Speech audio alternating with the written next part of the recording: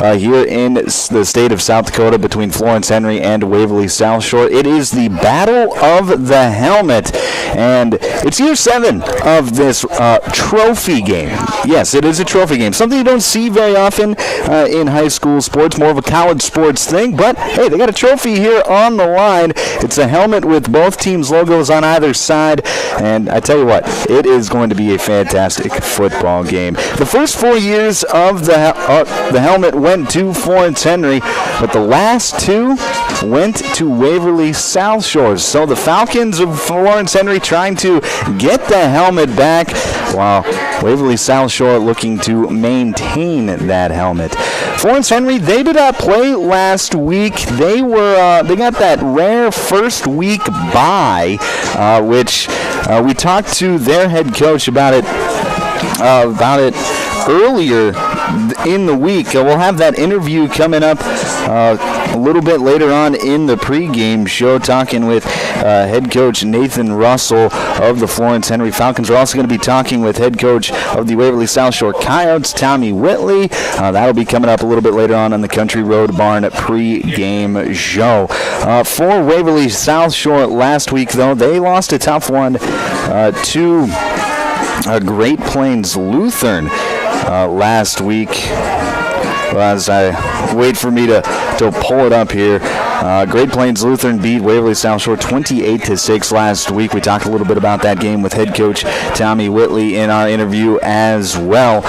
You are listening to the Country Road Barn pregame show. We're going to take a quick break. When we come back, we will have both of those interviews with head coach Tommy Whitley of the Waverly South Shore Coyotes and with head coach Nathan Russell of the Florence Henry Falcons. That's coming up next here on the Country Road Barn pregame show.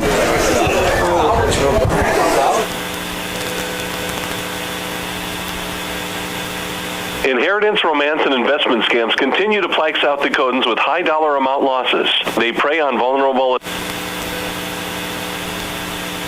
Micah. Yes. Hey, Micah? Yeah.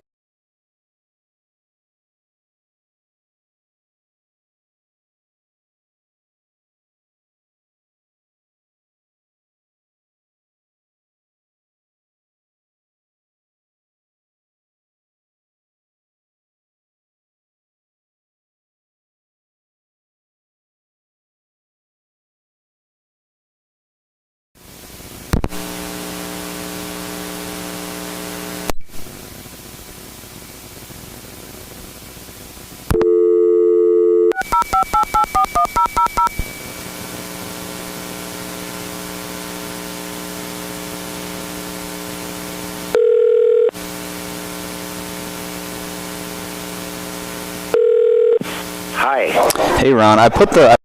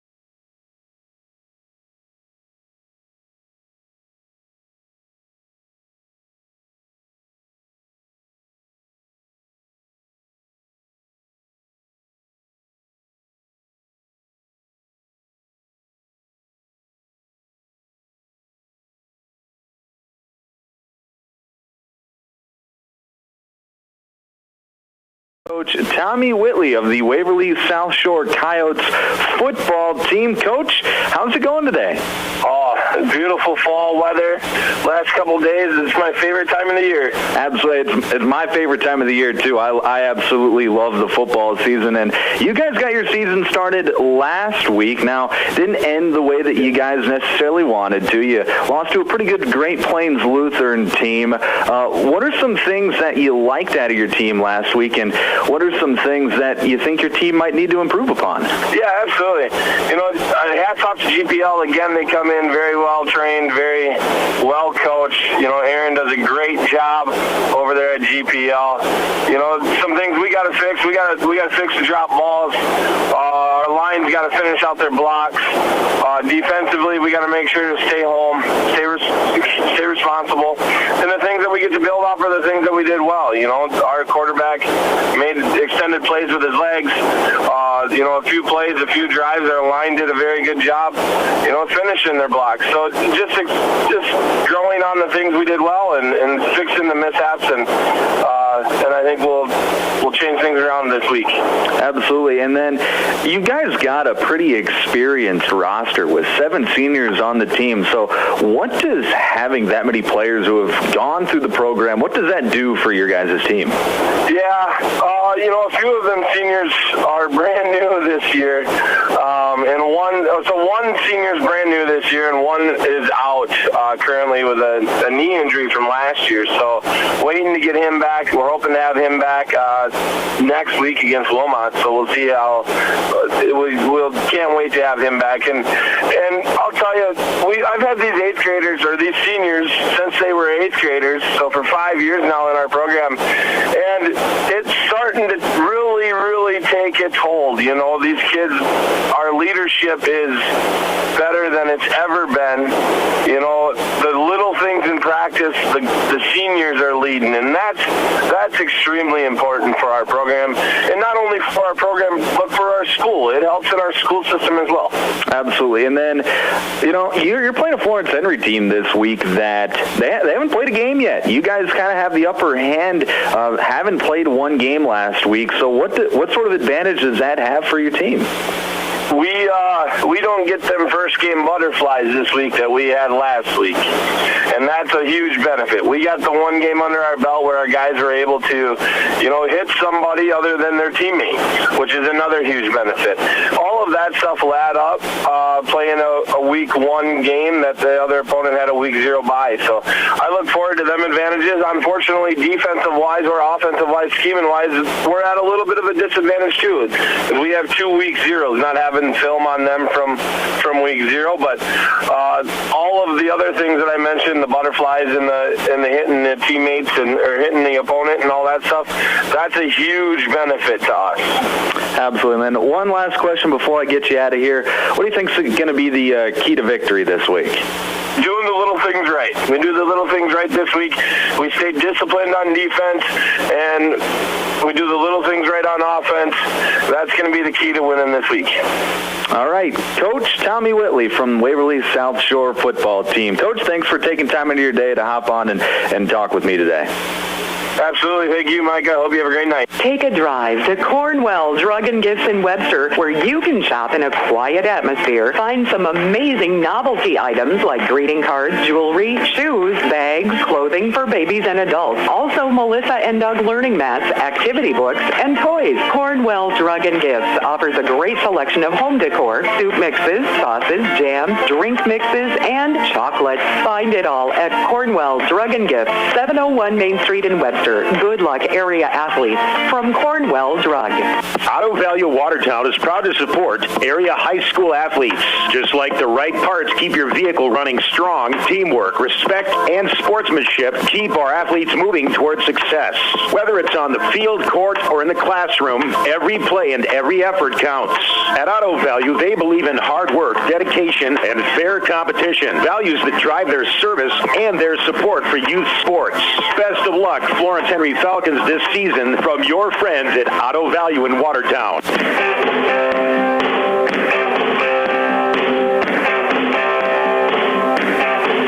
Hello, everybody. My name is Micah Warrington, and joined with me now is head coach of the Florence Henry Falcons football team, Nathan Russell. Coach, how's it going today? Fantastic. The weather couldn't be any better. It's starting to look fall more and more each day. You know, you guys kind of got, I would say, the short end of the stick last week with the week 1 bye, but maybe you think of it a little bit different than what I do. So what are some of the advantages and disadvantages of having that week 1 bye? I've actually had this discussion a few different times this offseason.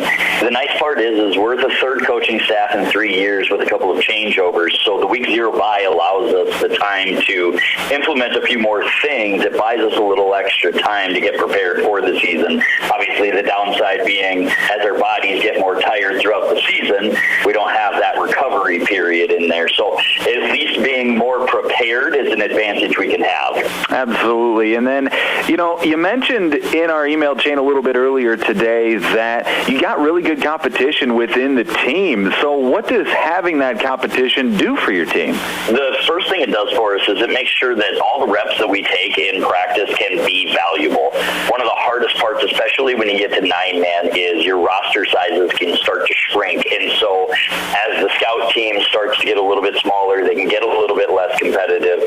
And then we have the ability to push guys a little bit further than some other teams might be able to because we have another guy that's able to step in. And so we make sure that our effort every day in practice is as maximum as it can be. You guys have a relatively young team, 9 freshmen on the roster, only 8 juniors and seniors combined. So what sort of challenges does that create for your team, and how do you overcome those challenges? One of the biggest challenges is we have a really good core group of leaders, but we don't have a lot of guys with high school experience, let alone meaningful varsity experience. And so we have some guys that are going to take some growing pains this year, and that's one of those things that every team kind of goes through. The nice part is I think with the smaller group of leadership, it helps everybody come together a little bit better, and so they trust those leaders a little bit more. Okay. You bring up an interesting point about just trusting everyone. How do you get a team to buy in and trust each other? The biggest thing that we've focused on is making sure that we understand that there's not going to be a magic guy come out of the cornfield to come help us. We have to trust the 23 that we have on our roster, and we've done a lot of team building things. We've done a lot of exercises in trust building and making sure that everybody is on the same page in terms of what the goals are, what it is that we're trying to accomplish, and what that effort level has to look like from each single person on any given day. All right, and then one final question before I get you out of here. What do you think is going to be the key to victory for the game this Friday night? The game this Friday night really is going to come down to taking care of the ball. We went and watched Waverly versus GPL last week, and the ball hit the carpet quite a few times. And I think the team that can limit those, I'm going to say, opportunities to give the ball away really is probably going to have the best chance at winning that ball game, making sure that we are sound and keeping everybody in check. Both teams are going to have their opportunities. It's about making sure that we limit theirs and we capitalize on ours. Absolutely. All right, Coach, thanks for taking time out of your day to talk to me for a few minutes. That's head coach Nathan Russell, the Florence Henry Falcons. Thanks, Micah, and go Falcons. In the mood for some great barbecue? Country Road Barn will satisfy your cravings. They offer mouth-watering brisket, baby back ribs, pulled pork, and the juiciest chicken around. All seasoned perfectly. Sauce is a choice, not a necessity. Open Wednesday through Friday to the public from 4 to close with a kitchen serving from 5 to 9. Saturdays are reserved for events. Country Road Barn, located 7 miles north of Watertown. Everything's always better in the country. Country Road Barn wishes all area athletes the best of luck this season. Here's where the good ideas come from. Street Graphics, Main Street, Millbank, working with local schools to provide ideas and solutions for fundraising. They can customize a design just for you. T-shirts, trophies, banners, buttons, contract printing, they do it all. They work in quantities from 1 to 5,000. Printing and promotions, they print on anything but paper. See them at streetgraphics.com. That's graphics with an EX. Main Street, Millbank, South Dakota, streetgraphics.com. Now we're starting over for tonight's football game, beginning with the Florence Henry cheerleaders. Back here on the Country Road Barn pregame show, I'm Micah Warrington We are about ready for some football action here in Waverly between the Waverly South Shore Coyotes and the Florence Henry Falcons. We already had our national anthem sung during the break. Our national anthem was brought to you by Evolution Power Sports, and it was one of the more beautiful renditions of our national anthem that you could ever dream of. Now, let's get you to the keys to the game, brought to you by Riddles Glass. The Riddles Glass keys to the game today for Waverly South Shore. You heard head coach Tommy Whitley talk about it. You got to do the little things right. Being attentive to the details are what is going to win Waverly South Shore this game. And then for Florence Henry, their Riddles Glass key to the game is going to be do the small things. Very similar to what Waverly South Shore is. It's take care of the football. It's part of doing the little things right, but they got to be able to take care of the football. Let their offense go to work. Don't have any silly turnovers that lead to short fields for the Coyotes. That is going to be the key to the game for the Florence Henry Falcons. Those are your Riddles Glass keys to the game. Now, let's get you the starting lineup for both of these teams. The starting lineups brought to you by Dave Haler Automotive. Our starting lineup for the Florence Henry Falcons from left to right on the offensive line. At a guard, going to be number 1, Bo Hemmingson. At center, number 80, Colby Robinson. And at guard, number 64, Jackson Toll.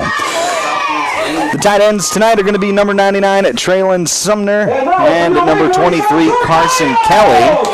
At wide receiver, number 9, Tucker Keller, and at another wide receiver, number 12, James Konke.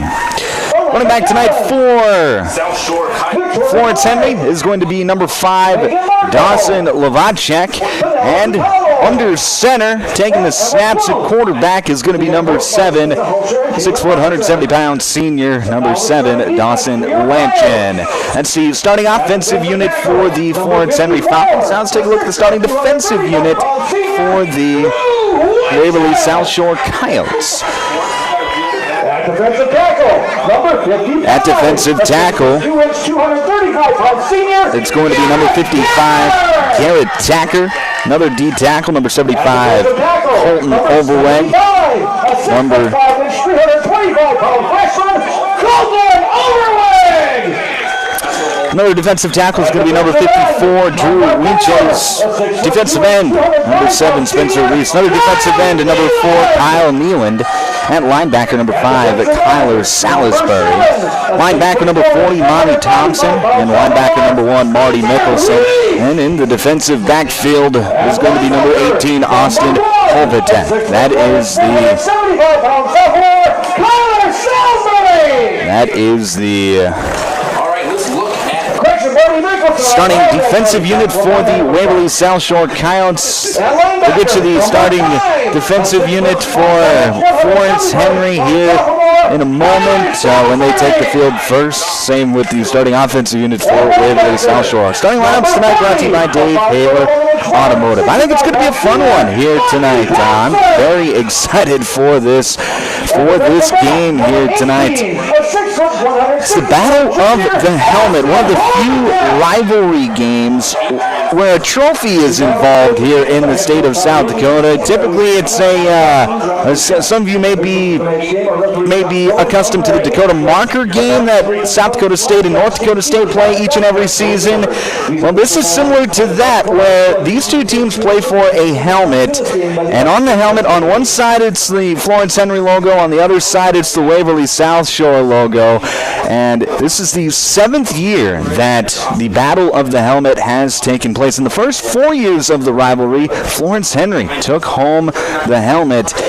But the last 2, it has been Waverly South Shore's to keep. So the Falcons looking to get the helmet back and start their season off 1-0. Wow. Waverly South Shore, likewise, they are trying to keep the helmet and get back to 500 at 1-1. The coin toss is being taken place at midfield at the current moment. We'll see who gets to the ball first, who gets to play defense first. The coin toss. Oh, it's a little more important. It's very important in football because if you win the coin toss, you get to choose kick, receive, or you can defer your option to the second half. Most teams choose to defer because they want that double up at the end of the half and start of the second half. Looks like Florence Henry has won the toss. Looks like they have elected to receive, so it'll be the Falcon offense on the field first here this evening. You are listening to high school football here on Power 106.3 KPHR, Ortonville, Millbank, and Watertown, and we are ready for kickoff. Hey, the law on the field tonight, they are brought to you by the Attorney General's Office, Division of Consumer Protection. Our officials this evening are impartial and assigned by the South Dakota High School Activities Association. They're going to do a great job here tonight.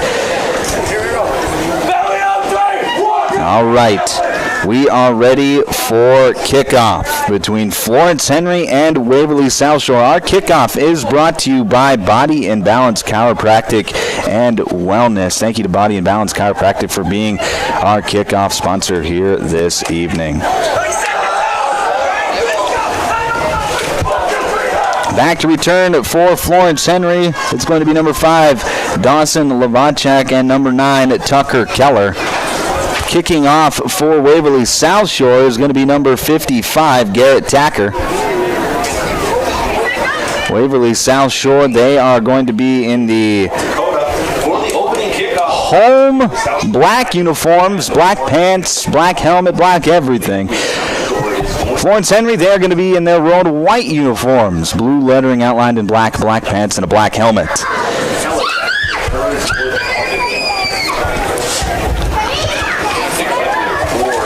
This is one of the rare 80-yard fields that we have here in the state of South Dakota. Don't see very many 80-yard fields nowadays. And we are ready for kickoff.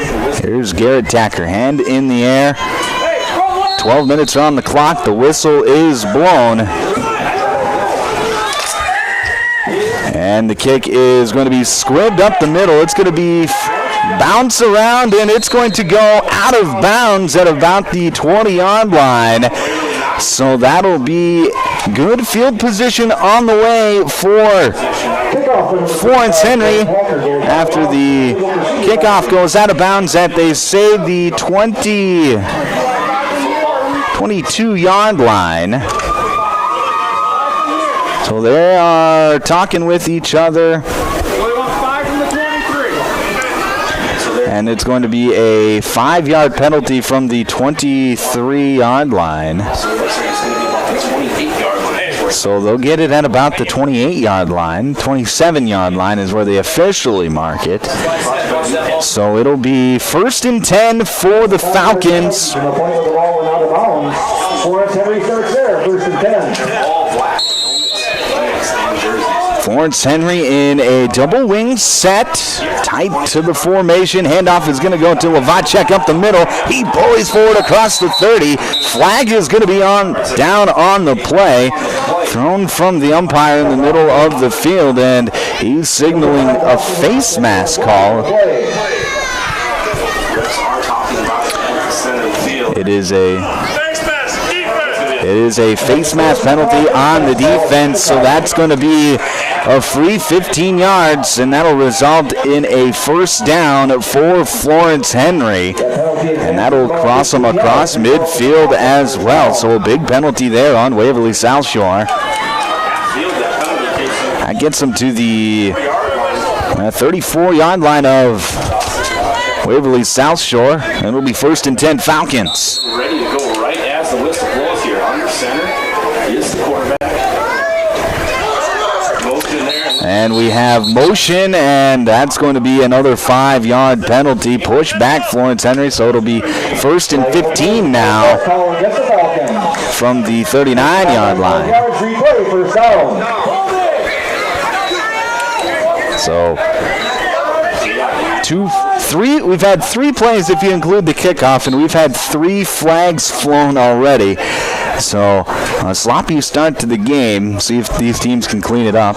Double wing set for Florence Henry. Lavacek gets the carry up the middle, and he will be taken down after a gain of about a yard. And I think that's going to be a tough defense to run against. Is Waverly South Shore's got some big boys up there. They got Colton Overweg, over 200 pounds. Got Garrett Tackard, 235. Drew Winches, 235. Those are the defensive tackles. It's not counting the defensive ends, who are both average about 200 pounds as well. So it's a big defensive front to try and move for Waverly South Shore. Double wing set. Back to pass is Lanchin. He's going to fire over the right side, and that's going to be incomplete, intended for James Conkey. Just goes over the outstretched arm of Conkey. No chance for him to get that one, and it'll be 3rd down and 14 for the Falcons.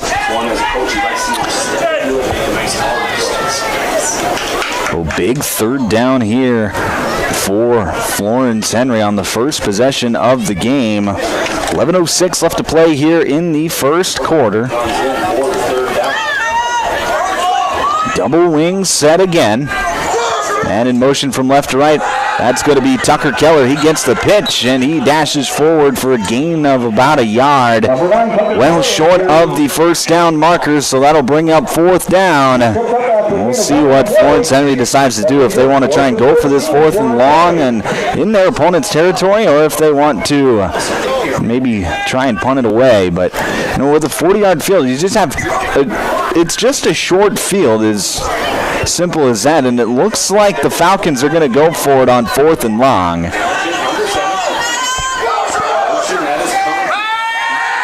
Lanchin rolls left, throws back right, and it's going to be broken up. Nice play there from Austin Hovatek on 4th down, and Waverly South Shore gets the stop, and it'll be 1st and 10 Coyotes at their own 37-yard line. Coyotes take over 1st and 10 from around 37-yard line. This first quarter is brought to you by Mainstream Realty. Thank you to Mainstream Realty for being our first quarter sponsor here tonight. 1st and 10 Coyotes. Kyle Nealand going to be in the shotgun. One running back on either side of him.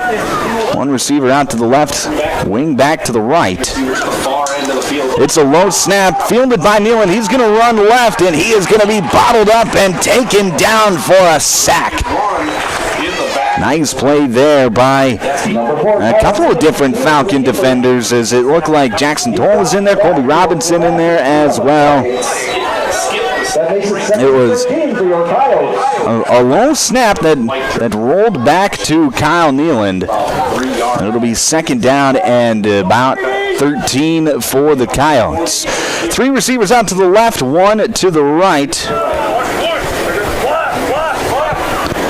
Nealand in the shotgun. He gets the snap, back to pass, steps up in the pocket. He's going to take off and run. Breaks 1 tackle, but can't escape the second. Nice play there from Bo Hemmingson to bring down Kyle Nealand for a short gain. It'll be 3rd down and about 8 after a gain of 4. You stopped after a gain of 5 on the play. That brings up 3rd and 8 for your Coyotes. So this is a big 3rd down now for Waverly South Shore, as they have the ball right at midfield. I would likely imagine it's 2-down territory for Waverly South Shore. 3 receivers out to the right, 1 to the left. Nealand in the shotgun again. Nealand back to pass. Looks right, now rolls out right. He's going to pump fake, and now he's going to take off and run, and he's going to be hit hard at the 35-yard line. They're going to say he went out of bounds at the 36, so it'll be a gain of 5, and it'll be 4th down and about 3 or 4 yards for Waverly South Shore. That was a good job there by Kyle Nealand of scanning his options. Didn't have anything open downfield, so he decided to take off and run. And he was able to get near a 1st down, and with how Waverly South Shore spreads the field out, I would imagine that they're going to go for this. 1 One receiver out to the left, one to the right, tight end on the right side of the formation. Now we're going to have a timeout called by Waverly South Shore. This timeout is brought to you by Active Heating. We'll break with them back in 1 minute here on Power 106.3. From Friday Night Lights to packed gyms and roaring crowds, high school sports brings our community together in the best way. At Riddle's Glass in Watertown, they're proud to support all our area schools, athletes, and coaches. Your hard work, dedication, and teamwork inspire us every day. Whether you're chasing championships or simply playing for the love of the game, we're cheering you on. Here's to a season filled with sportsmanship, effort, and hometown pride. Riddle's Glass in Watertown, a proud supporter of our area athletes. World-class service with hometown friendliness. That's what you can expect from the staff of Dave Haler Automotive. And when you come through our doors, we're going to treat you like family. Whether you're looking for a new vehicle from Chevrolet or one of our many nice pre-owned vehicles on our lot. You can also take a look at our classic car showroom, Highway 12 Classics. We offer a full service department, parts department, and a body shop to keep your vehicle on the road and running smoothly. We're conveniently located East Highway 12 in Webster. Review all of our inventory online at HalerAuto.com. Back here on Power 106.3, gun formation for Waverly South Shore. Nealon takes a snap. He's going to rush up the middle. He's not going to get there. A defensive stop. That's James Conkey in there on the stop for Florence Henry. And that'll be a fourth down stop, a turnover on downs. And Florence Henry will get the ball back at their own 35-yard line. Nice play there from linebacker James Conkey, who's senior, getting in there, getting dirty, and getting the tackle to stop Nealon short of the line to gain.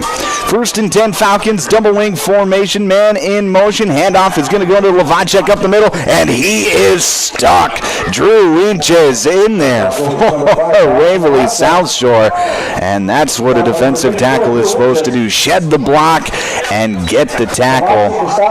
Loss of a yard, it'll be 2nd down and 11. Falcons head to the line here again on 2nd down. She's under center. Double motion again, or double wing rather. Toss play is going to go to Tucker Keller off the right side, and he'll be tackled for a short gain. It'll be 3rd down and about 9 or 10. 3rd down and 10 for Florence Henry. So another long situation to go for Florence Henry, and we've seen they've had a couple of pass plays so far, haven't quite ended the way that they've wanted with 2 incompletions. A little double wing formation again for Florence Henry. Lenchin back to pass, rolls right. He completes it over to the right side. That's Carson Kelly, and Kelly across the 35 of Waverly South Shore for the 1st down as he gets tackled at the 32-yard line. So a big play there for Florence Henry. It's a gain of 13 and a 1st down for the Falcons. That play results for the Falcons. 1st down. Nice route there by Carson Kelly. Nice pass by Dawson Lanchin. Double wing formation again. Everything out of the double wing for Florence Henry. This time Lavacek's going to get the carry up the middle on the fullback dive, and he is going to be tackled for another short gain of about a yard. That's the big boy Colton Overweg in there for Waverly South Shore, lining up right on the nose tackle as the nose tackle, right over the center. And just eating up space is what he's been doing here tonight so far. Double wing again. That 5-man defensive front for Waverly South Shore. Pitch is going to go off to the left side. That's James Conkey. He breaks one tackle, dashes forward, and it'll be a nice gain of about 7 yards as it'll bring up 3rd down at about 3. Wrapped up by number 5, Tyler Salisbury. Really nice run there from James Conkey. 5-yard gain on the play makes it 3rd and 4. Florence Henry. 3rd down, 4 yards to go for Florence Henry. Still scoreless, 0-0. But I'd imagine it's 2-down territory for the Falcons. Under center again is Lanchin. He's back to pass, tries to go to the hot pass up the middle, and we're going to have a flag on the play as Lanchin got hit late, it looked like. We'll see what the call is. Is it complete? There's a flag on the play. It is going. It is going to be a roughing the passer call. It's the rusher came in high on Dawson Lanchin, and that's going to be a personal foul penalty, and that is going to be a first down for Florence Henry as it gets the ball all the way down to the, we'll see where it's marked, looks at about the 13-yard line, maybe the 12-yard line. Well, it'll be 1st and 10 for Florence Henry. 5:38 left to play here, first quarter. Still scoreless on the Glacial Lakes Veterinary Clinic scoreboard. So 1st and 10 from the 11. Double wing formation for Florence Henry. Man in motion. That's going to be Tucker Keller. He gets the pitch, dashes up the right side, finds a small crease and is able to get forward for about 5 yards. It'll be 2nd and 5. Those off-tackle runs have been a bit better, a little more effective for Florence Henry here in this first quarter than the dives have been. They're just trying to get to those edges on those pitch plays, off-tackle plays, and so far they've done a nice job. 5 minutes left to go here in the first quarter. 2nd down and 5. It's a counter play, and this time Conkey is stuffed.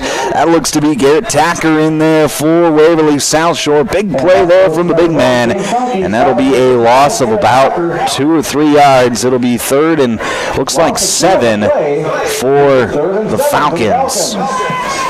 Clock continuing to tick here in the first quarter. 4.5 to play here. Still scoreless, but Florence Henry knocking on the door as they have it 3rd and 7 from the 8. They can get a first down if they get down to the 1-yard line. Double wing formation. Lanchin puts a man in motion, takes the snap. He's going to roll left. He's got a man chasing him. Dishes it out towards the left side, and he is going to be in. Touchdown! Big play there by Dawson Levodchek as he slips out of the backfield into the flats, and a nice play there by Dawson Lanchin to get it out to him, and that's going to be the first score of the night. Florence Henry takes a 6-0 lead with 4:06 left to play here in the first quarter. Dawson Lanchin with his first touchdown pass of the season, and the Falcons will go for 2. Double wing formation again. Lanchin back to pass, fires to the corner, and that is going to be incomplete, intended for Carson Kelly. So the 2-point conversion, no good, but the Falcons strike first. It's 6-0 on the Glacial Lakes Veterinary Clinic scoreboard. We'll break back in 30 seconds here on Power 106.3.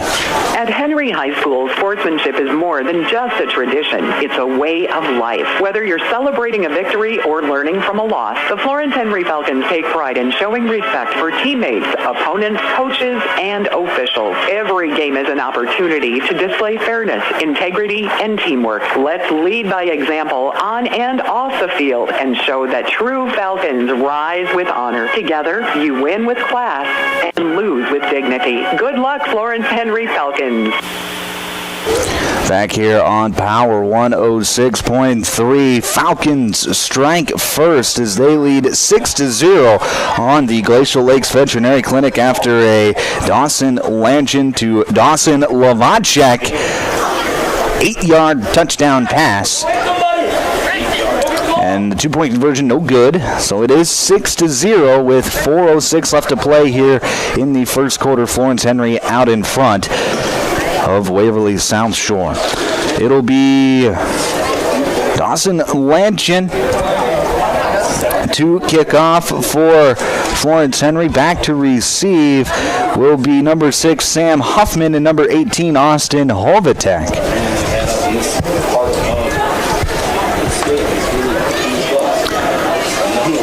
Looks like everybody is ready to go here.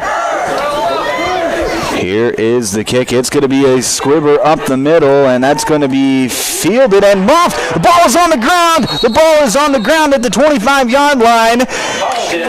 We'll see who comes up with it, and it is Waverly South Shore. That looked to be like Austin Hovatek, who pounced on that loose football. It took a really awkward bounce in front of a couple of different Coyote recipients, and luckily Austin Hovatek was the one who was able to bounce on it for the Coyotes. Otherwise, Florence Henry could easily be up 2 scores, giving them a great field position on their possession. Shotgun formation for Kyle Nealand. He's back to pass, scanning towards the left side. Here comes the rush. He's going to escape right, and he is going to lose the football, but it bounces right back into the hands of Kyle Nealand. He was looking for a man downfield, and he just ended up getting swarmed. It was a couple of different defenders. Looks to be Colby Robinson was in there. Traylon Sumner in there as well, and I think Sumner was actually the man who actually knocked the football out of the hands of Kyle Nealand.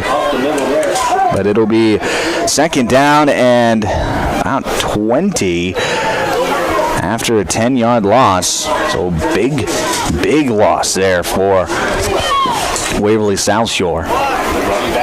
Nealand in the shotgun again. Everything out of the shotgun for Waverly South Shore. Nealand takes another low snap, and he's going to go down again. Traylon Sumner in there for Florence Henry again. Back-to-back sacks for the young man, for the senior. And that's going to be another minimal loss that time, only a loss of a yard, but it'll be third and about a mile here for Waverly South Shore from their own 13-yard line. 3 receivers out to the right, tight end on the left side of the formation. Nealand in the shotgun once again. Back to pass. Scans, steps up in the pocket, fires over the middle. He's got a man! That's number 18, Austin Hovatek. He gets it across to the 40-yard line, and that's going to be a first down for the Coyotes. A nice route there by Austin Hovatek. Great job by Kyle Nealand to step up in the pocket, stay behind the line of scrimmage, and deliver a strike to Hovatek, running a deep dig route from that right side bunch formation. And that is exactly what the doctor ordered. Maybe that'll give a spark to this Coyote offense. First and 10 from their own 39. Pistol formation for Waverly South Shore. That'll be Wyatt Tacker in behind Nealand. Nealand takes the snap, hands it off to Samuel Huffman, and Huffman evading tacklers and gets it across the 40-yard line to the Florence Henry 39, 2-yard gain. It'll be second down and 8 for the Coyotes.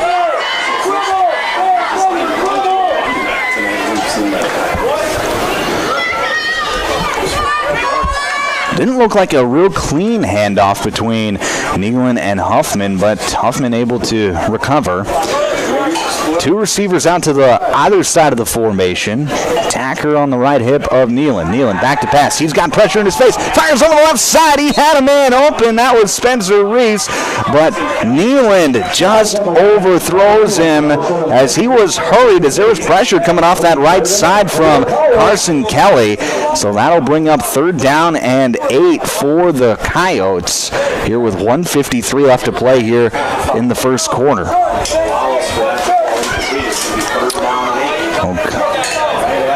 It'll be 2 receivers out to the left and to the right.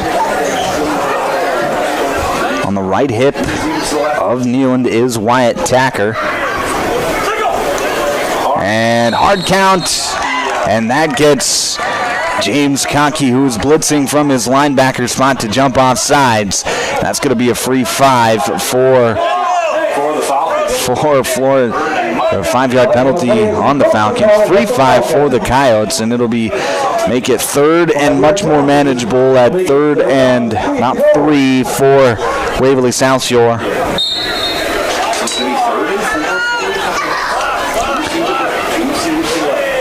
Two receivers on either side of the formation again. Nealon back to pass, steps up in the pocket, and he is going to take off, and he will be brought down. Carson Kelly, the first Falcon member to tackle him, and it was Jackson Toll playing a bit of cleanup there as well.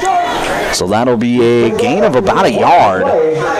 So it'll be 4th down and a long 2 for Waverly South Shore. And the Coyotes are going to keep their offense out there. They will go for it. Two receivers to either side of the formation, tight to the formation. Nealon takes the shotgun snap, fires quickly over the left side. He's got a man. That's Austin Hovatek across the 30 to the 29-yard line, and that's going to be a first down for the Coyotes. Nice throw there from Kyle Nealon. Hovatek doing a nice job of knowing where the sticks are as well and getting across them. That'll be a first down for Waverly South Shore. And now the Coyotes playing a bit of hurry up. Two receivers out to the left, tight end on the right side of the formation. Nealon takes a snap. He's going to rush off the right side. He's got room, makes one man miss, another man miss across the 20, 15, 10, 5, and he is knocked out of bounds. But that's a big gain for Kyle Nealon of about 24 yards. And it'll be first and goal Coyotes from the 5.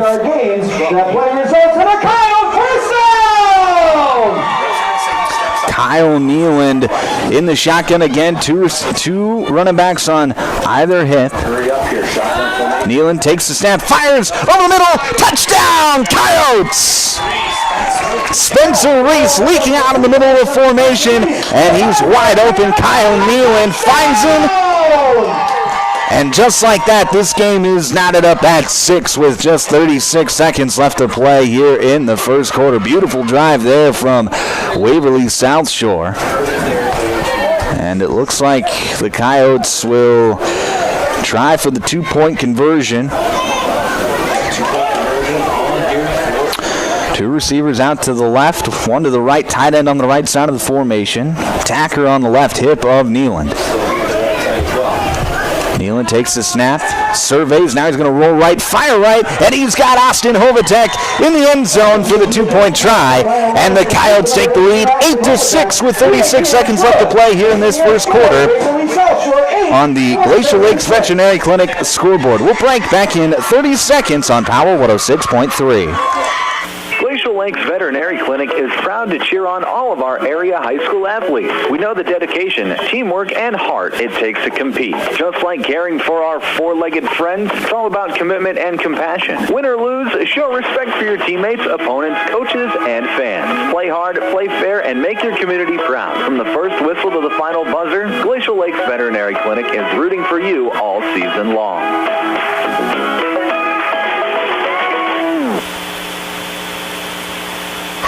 Back here on Power 106.3, the score is 8-6 as I update my scoreboard for all you watching on the live stream. Thank you for watching the live stream. If you are, head on over to the Power 106.3 YouTube page. Hit that subscribe button so you don't miss a game all season long. But Kyle Nealon able to connect with Spencer Reese from 5 yards out, and then the 2-point conversion good. Waverly South Shore leads this one 8-6 over Florence Henry. Just 36 seconds left to play here in the first quarter. Over the Florence Henry Falcons. It'll be Garrett Tacker to kick off for Waverly South Shore. Lavacek and Keller to return for Florence Henry.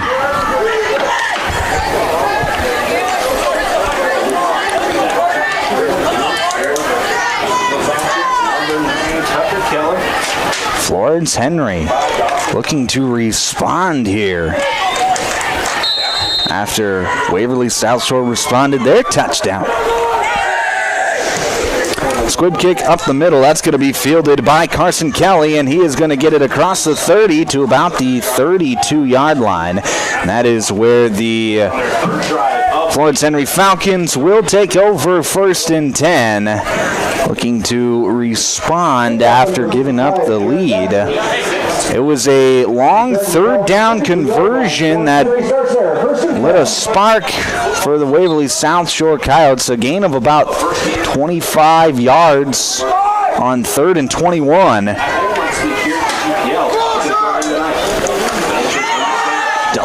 Double wing again. Here's the pitch off the left side, and that looks to be James Conkey fighting for more yards as he's across the 35 to about the 36-yard line. And that is where he's brought down. Gain of about 5. It'll be 2nd down and 6 for Florence Henry after the 4-yard gain. Florence Henry played a much different style of football than what Waverly South Shore plays. Here's the reverse on the counter. That's going to be Tucker Keller up the right sideline. Big gain across the 30 to the 25 and drugged down at the 21-yard line of Waverly South Shore. Big play there for the Falcons as Tucker Keller gets loose, and that is how this quarter is going to end. Big gain then the quarter for Florence Henry. 8-6 your score at the end of 1 on the Glacial Lakes Veterinary Clinic. We're going to take a break. We'll be back in another minute here on Power 106.3. Hey fans, you're surrounded by future leaders, future business owners, and future hometown heroes, both on the field and in the bleachers. That's why Evolution Power Sports and Marine is proud to stand behind our student athletes and the families who cheer them on. Because for us, it's not just about horsepower and machines, it's about building community, supporting tradition, and celebrating the next generation. So let's hear it one more time for the athletes. Visit evolutionpowersports.com, and whatever you do, get outside. Anytime is a good time for breakfast at Page's Place. Breakfast served all day. Enjoy a full menu, evening specials, Page's homemade breads, desserts, sauces, dips, and soups. Treat the whole family with dine-in, carry-out, curbside, and DoorDash options. You'll receive the best service in town at Page's Place. Page and his staff proudly support youth sports and wish all area athletes a successful season. Visit Page's Place Cafe and Grill across from McKinley Park in Watertown or follow on Facebook. Back here on Power 106.3, start of the second quarter here in Waverly. This second quarter is brought to you by Brian's Glass. Thank you to Brian's Glass for being our second quarter sponsor here this evening. It'll be 1st and 10 for Florence Henry, trailing Waverly South Shore 8-6. It'll be 1st and 10 from the Coyote 21-yard line.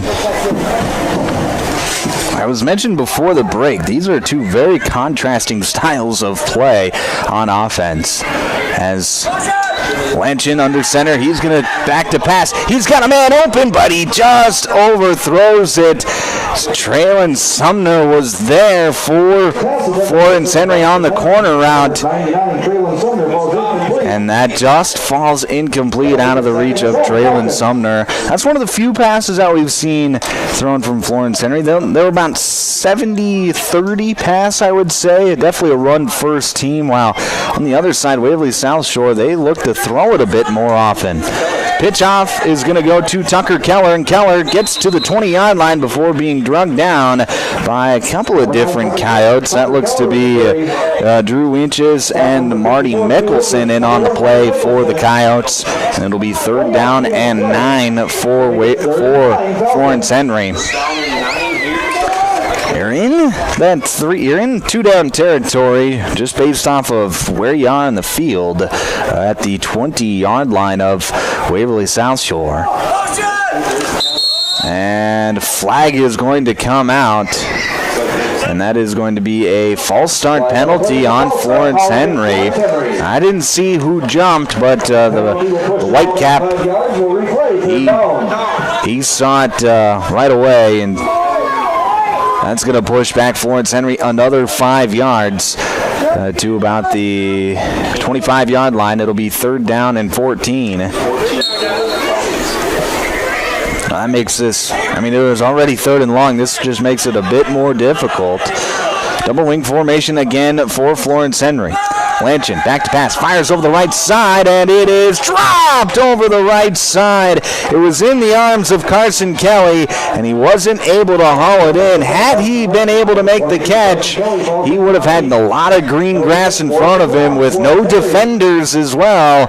He likely would have scored, but unable to bring it in. It was a good defense there. Looked like Marty Mickelson in there on the play, possibly Tyler Salisbury as well.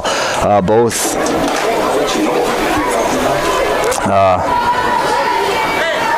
there to cause a bit of distraction. 4th and 14.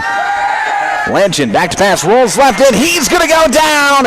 Kyle Nealon with the sack, and that's going to be a 4th down stop. The Coyotes are going to take over 1st and 10 at their own 32-yard line. Nice play there from Kyle Nealon. Very athletic play there from Kyle Nealon as he was able to shed the block, and then as Dawson Lanchin was rolling left, he was able to track him down and get the shoestring tackle for the 4th down stop.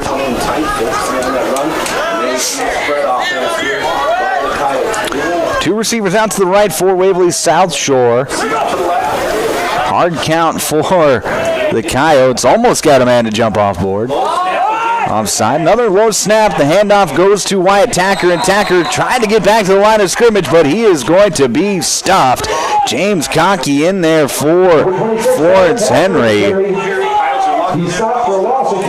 among a couple of other Falcon defenders as well. That's going to be a loss of 2 yards. It's going to be 2nd down, 12 yards to go for Waverly South Shore. 10:50 left to play here in the first half. Coming up at halftime, we got the Jorgensen's Meat Processing and the Purple Cow halftime show. We'll recap this first half. It has been a very entertaining first half so far. 2 receivers on either side of the formation. Tacker on the left hip of Nealon. Nealon puts a man in motion, gets the snap. He's going to roll right now. He's going to take off and run straight up the middle, across the line of scrimmage, and get tackled at about the 34-yard line. Nice play there by Kyle Nealon, just taking what the defense gives him. You can't go broke making a profit, and it'll be 3rd down and about 7 for the Coyotes. It'll depend on what Waverly South Shore's offense can do on this play, whether or not they decide to go for it or punt. Shotgun formation. Tacker and Huffman on either hip of the quarterback, Kyle Nealon, who gets the snap. He's going to roll right, evade pressure again, steps up in the pocket, fires, and it is caught! Spencer Reese finding some soft spot in the zone, and Kyle Nealon able to find him in the soft spot, delivering a low pass, but Reese does a nice job of getting down on the floor and making the catch, and that is going to be a 1st down for Waverly South Shore. Beautiful play all around. Kyle Nealon evading pressure and then finding Spencer Reese in open field. Trips formation out to the right. Nealon, another low snap. He's going to roll right. This time he fires, gets it out to Huffman, cuts it upfield across the 30 to about the 26-yard line. That is where he is knocked out of bounds. And that's a gain of 7. It'll be 2nd and 3 rather, for Waverly South Shore. Nice play there by Sam Huffman, the freshman, who he's not the biggest guy on the field by any means, but he might be the quickest. He was able to use his quickness to come across the formation and cut it upfield. 2nd and 3. Nealon hands it off to Tacker off the left side. He's going to be spun down across the 25 to the 20. They're going to give him the 23-yard line, and that is going to be a 1st down for Waverly South Shore. And right now, this Coyote offense is humming. 9 minutes left to play here in this first half. 2 receivers out to the right, 2 to the left. That'll be Monty Thompson on the right hip of Kyle Nealon. Reese in motion across the formation. Nealon takes the snap, rolls right, gets it off to Huffman, dragging it across. He tries to evade a tackler, but that's a good play there by Bo Hemmingson to make the play. But that's going to be another first, or near another first down for Waverly South Shore, and they're going to give him the first down after a gain of exactly 10 yards. So another first down for the Coyotes. 8.5 to play here. Score still 8-6 on the Glacial Lakes Veterinary Clinic scoreboard, but the Coyotes are threatening.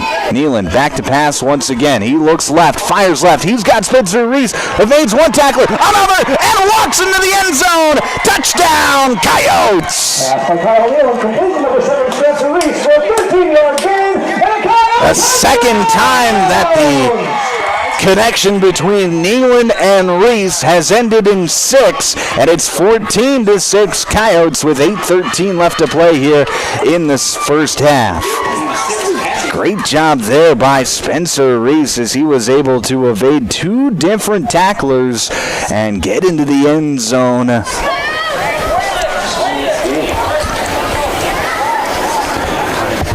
2-point try for Waverly South Shore. Nealon slings a pass to the right. That's going to fall incomplete, intended for Austin Hovatak. But the Coyotes extend their lead. It's 14-6 on the Glacial Lakes Veterinary Clinic scoreboard. Waverly South Shore out in front. We'll break back in a minute here on Power 106.3. Valley Co-op is proud to support all area athletes, whether you're heading to the game or celebrating a win. Fuel up with gas, hot stuff pizza, snacks, and more.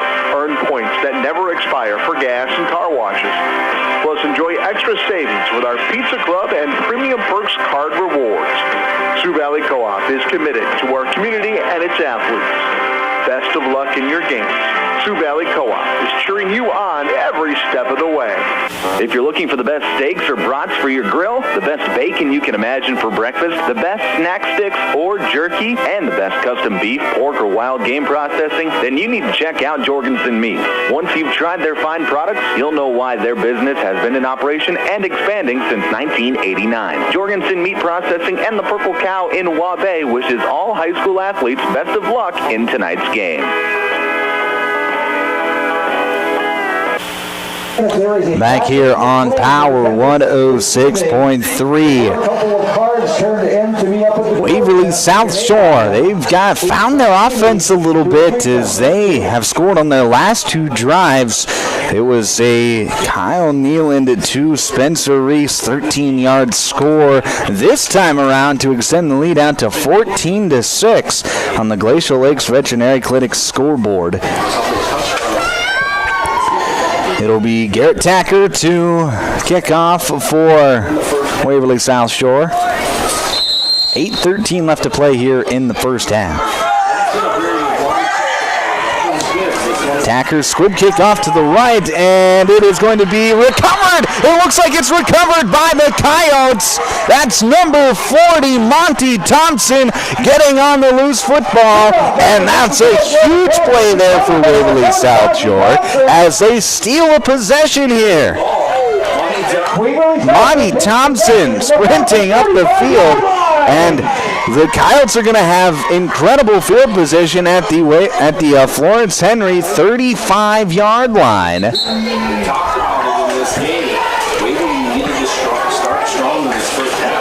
And now it'll be It'll be the Waverly South Shore offense out there again. Kyle Nealon in the shotgun again.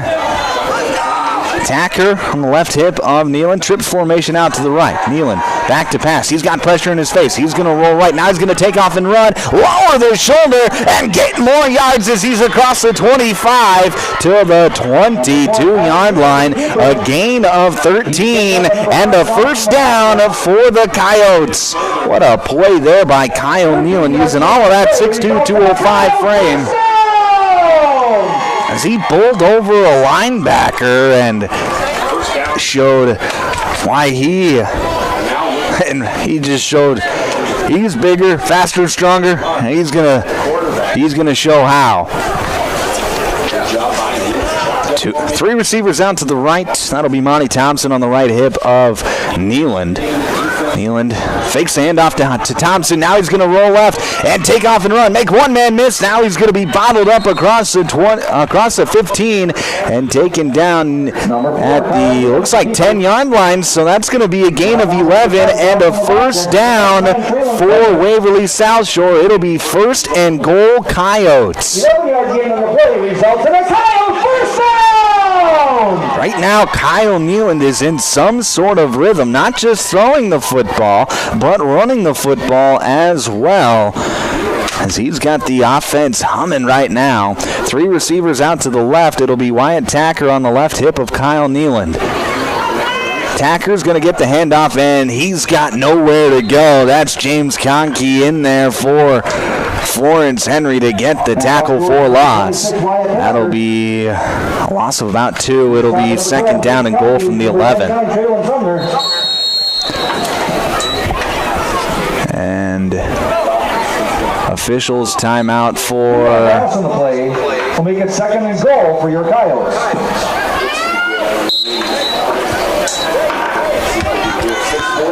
6:40 left to play here in the first half. 14-6 your score. One receiver on either side of the formation. Nealand back to pass. Scanning. Now he's going to dump it off to Reese. Reese near the end zone. He's going to be stopped just short. But a nice catch there from Spencer Reese coming across the formation from left to right. And he makes the catch at the 2-yard line. That's where he's brought down. So it'll be 3rd and goal for Waverly South Shore. Well, this is where you've got 6'2", 205 at quarterback. You might want to use him here on the goal line. And they're going to go under center for the first time tonight. Nealand takes the snap, and he is in for the touchdown on the quarterback sneak. And it's now 20-6 on the Glacial Lakes Veterinary Clinic scoreboard. Another textbook drive there by Waverly South Shore. Coyotes will go for 2.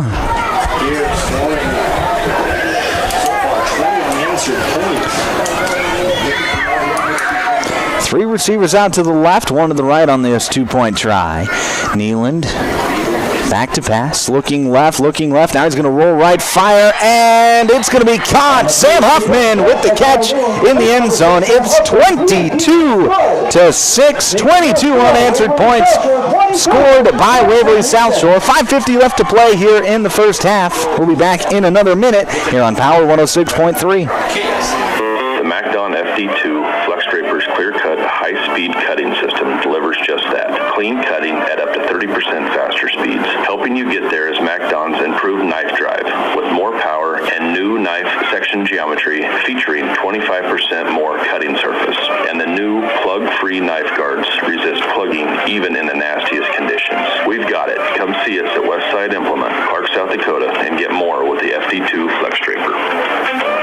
At Automatic Transmission and Gear, they keep your vehicle's playbook running smoothly. Just like a star quarterback who knows how to shift gears under pressure, their expert team ensures your transmission and driveline perform at peak efficiency. Whether it's a quick fix or a full rebuild, they'll have you back on the road, executing every drive flawlessly with precision and power behind every move. They're your go-to team for keeping your vehicle in the game. Drive strong with Automatic Transmission and Gear.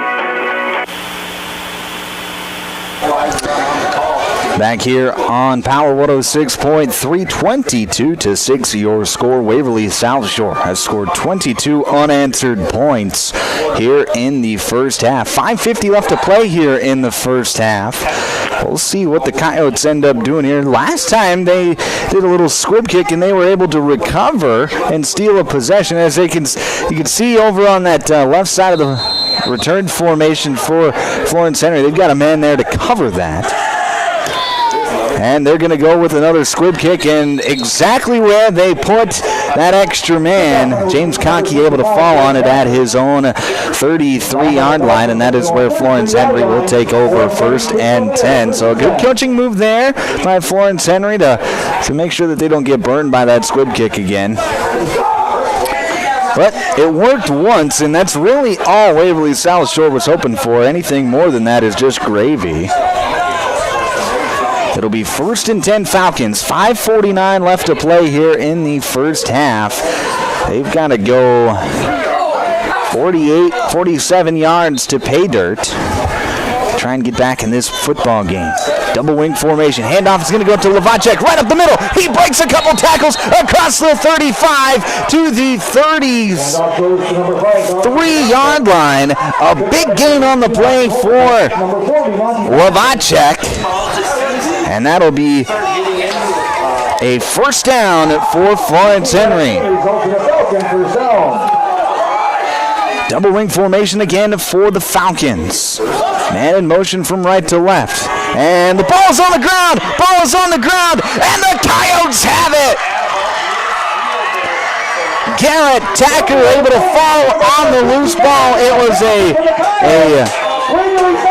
miscommunication on the pitch between Dawson Lanchkin and James Conkey. And it was Garrett Tacker able to fall on it right at midfield for Waverly South Shore. And the Coyotes looking to extend their lead even further here in this first half. 5:27 left to play here in the first half. Coyotes lead 22-6 on the Glacial Lakes Veterinary Clinic scoreboard. 3 receivers out to the right, 1 to the left. It'll be Tacker on the left hip of Neeland. Huffman in motion from right to left. Neeland back to pass, steps up in the pocket, and he evades one tackler and falls forward for a short gain. That was Colby Robinson able to bring him down. It'll be 2nd down and 8 after a gain of 2.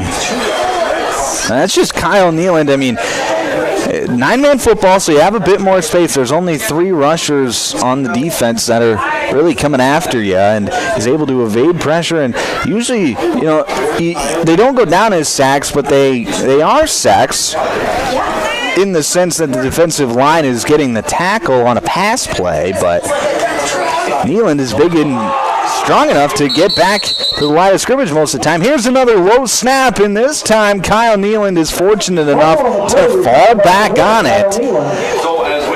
And Waverly South Shore, who had their offense humming, they find themselves in a 3rd and long situation at 3rd and 13.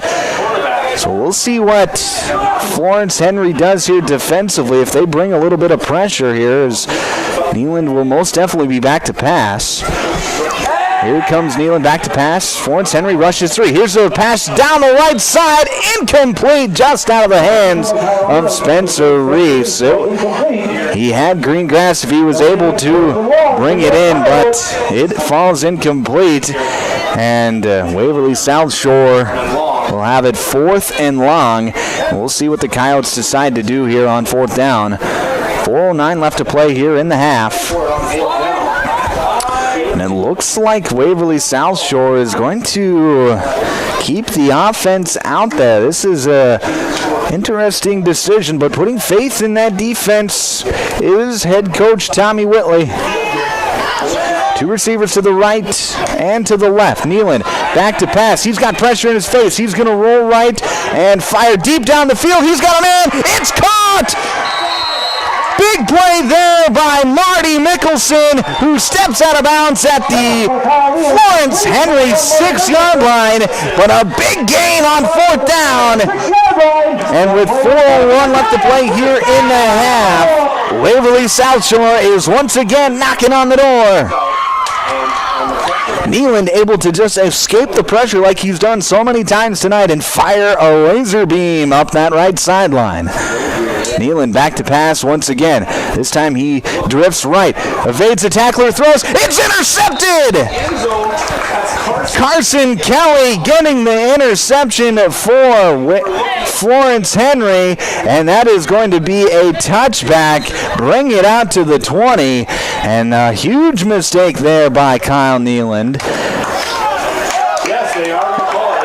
So Well, there was questions whether or not Carson Kelly had actually caught the football, and it is confirmed by the officials that he did in fact catch the football, and they are going to reward Florence Henry with the interception, bring it out to the 15-yard line, and it'll be 1st and 10 Falcons. Lampkin hands it off to Lavacek right up the middle. Nowhere to go. Very short gain on the play. Maybe a yard.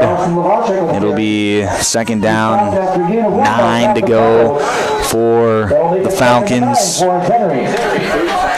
3.5 to play here in this first half. Florence Henry, if they want to get some points before half, is going to have to hurry.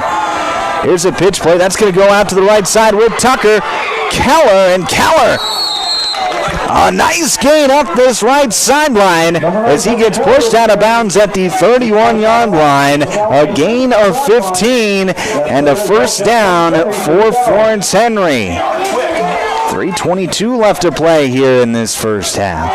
Nice job there is Tucker Keller. He's had some space off this sideline, off this right side of the formation tonight. Please move your vehicle. Thank you. Handoff is going to go to Lavacek up the middle, and another short gain of about 1, maybe 2. It'll be 2nd down and 8 for the Falcons. So those short runs, they may not gain you much now, but later on in the game, when those big boys up front get a little bit more tired, those 2-yard runs turn into 3, 4, 5, 6-yard runs, and then eventually you're hoping to bust one off. Here's the pitch out to the left side with Conkey, and Conkey cuts it upfield for another 2-yard gain. It'll be 3rd down and 6 for Florence Henry. So after the 15-yard gain, it's back-to-back 2-yard gains for Florence Henry, and as the clock dips towards 2 minutes with 2:20 left to play here in the first half, it'll be 3rd down and 6, and right now Florence Henry on their own 35-yard line. Here's a counter play. Handoff goes to Tucker Keller. He has it up the right sideline across the 40 and gets just enough for the 1st down to the 38-yard line. Gets it by about a half a yard. A nice play call there, and Tucker Keller able to get to the sticks, and it'll be 1st and 10 for Florence Henry with the clock now under 2 minutes to play in this first half. Double wing formation again. Handoff is going to go to Lavacek, and Lavacek fighting forward. Gain of about 3 as he gets to the 36-yard line. It'll be 2nd down and 8 for Florence Henry. I have to think with just 90 seconds left to play, when do the Falcons decide that they want to throw the football? Pitch out to the right with Keller. Keller is bottled up in the backfield, and he's going to go down. And a timeout is going to be called by Florence Henry. A loss of a yard on the play. With 1:15 left to play here, Florence Henry calls a timeout. This timeout brought to you by Active Heating. We'll break with them back in 30 seconds here on Power 106.3. My mom saves heroes thousands. Our mom, Jody Fiedler, has given thousands of dollars to local heroes using the Homes for Heroes program. If you're in the military, a veteran, teacher, police officer, firefighter, or in the medical profession, you will save money when buying or selling your home. Call Jody Fiedler at Main Street Melody 881-5585. Call my mommy today. Jody Fiedler, Watertown, Realtor. Back here on Power 106.3, 1:17 left to play here in this first half. Florence Henry has the ball, 3rd and 10 from the Waverly South Shore 37-yard line. This is a big play for Florence Henry. They really got 2 downs to get this first down, but they're backed up against the clock. Just 1 minute and 17 seconds left to play, and this isn't an offense that is built for these up-tempo situations where they need to gain a lot of yards in a short amount of time. It's an offense built to wear you down, and down by 2 scores at 22-6. I have to think maybe Florence Henry decides to air it out here. And they do as Lampkin back to pass, fires over the right sideline. It's caught! James Conkey down the right sideline catches it and is run out of bounds at the 15-yard line. A huge play for the Falcons and a huge throw there from Dawson Lanchkin. And it'll be 1st and 10 from the Waverly South Shore 15-yard line with just 1:11 left to play here in this first half. That is exactly what the doctor ordered if you're a Florence Henry Falcons fan. Double wing formation again. Lanchin hands it off to Lavacek up the middle, and he is going to be stuffed for a gain of... I say stuffed. He's still got about 2 to 3 yards. He's just running in a really big crowd as Florence Henry calls another timeout. This timeout brought to you by Active Heating. We'll break one more time back in 30 seconds here on Power 106.3. Custom Fabricators Incorporated in Watertown promises to continue to keep their tradition of quality parts and great customer service, which you've come to depend on for over 30 years. They are continuing expanding to better serve their customers. Custom Fabricators is actively involved in community events, promoting and supporting Watertown and the surrounding areas. Custom Fabricators Incorporated of Watertown, the leader for all of your fabrication solutions. Back here on Power 106.3, that last timeout brought to you by our friends at Active Heating. Thank you to Active Heating for being our timeout sponsor here this evening. 59 seconds left to play here in this first half.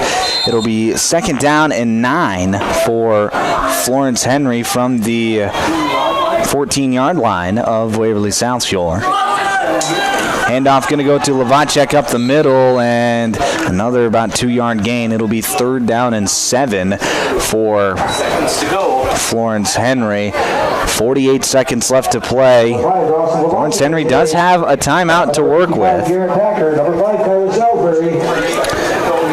40 seconds left. Got to think you got a couple throws into the end zone. You can get a first down. Lanchin back to pass. Escapes one tackler. Now he's going to go down as that's a big play there. Spencer Reese with the sack. And Florence Henry is going to call a timeout after the big loss of 10 yards.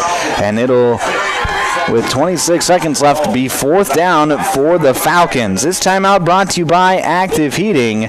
We'll keep it right here for this timeout as we'll talk a little strategy here. 4th and 15 for maybe 16 for the Falcons. It's very this is a tricky situation for this offense that doesn't feature very many passing plays. You gotta you can get a first down at about the 5, better call it the 4 just to be safe. So if you can get that first down, then you're good because that stops the clock. And with 26 seconds left, the clock is as much as your enemy is the down and distance. Because if you don't get the first down, you obviously turn it over on down since it is 4th down. But if you do get the first down, you got to hurry up, get your play in, and run it. Because now Florence Henry is out of timeouts, so they can't call any timeouts to stop the clock if they do get the first down. But the clock does stop to reset the chains on a first down in high school football. Coming up at halftime, we are going to be it'll be the Jorgensen's Meat Processing and Purple Cow halftime show. Back in action, here's Lanchin, back to pass, steps up in the pocket, and he's going to go down! Back-to-back sacks for Waverly South Shore, and the Coyotes get the turnover on downs. And that was Drew Winchus in there for Waverly South Shore getting that tack. And they're going to put a couple of seconds back on the clock. They're going to put 21 seconds back on the clock. So it'll be 21 seconds left in the half. And Waverly South Shore, I believe they have all 3 of their timeouts. They can double up here at the end of the half. And with this high-powered, high-flying offense that they feature, a touchdown here at the end of the half would feel monstrous if you are Waverly South Shore. 3 receivers out to the right, 1 to the left. Neeland in the shotgun. Low snap again. Neeland able to corral it. Rolls out right. Flag is down on the play, and Neeland's going to go down as he was looking downfield. And flag is down. It'll be a holding on Waverly South Shore. So with 14 seconds left in the half, you can push the Coyotes back 10 yards, or you can take the sack if you really wanted to.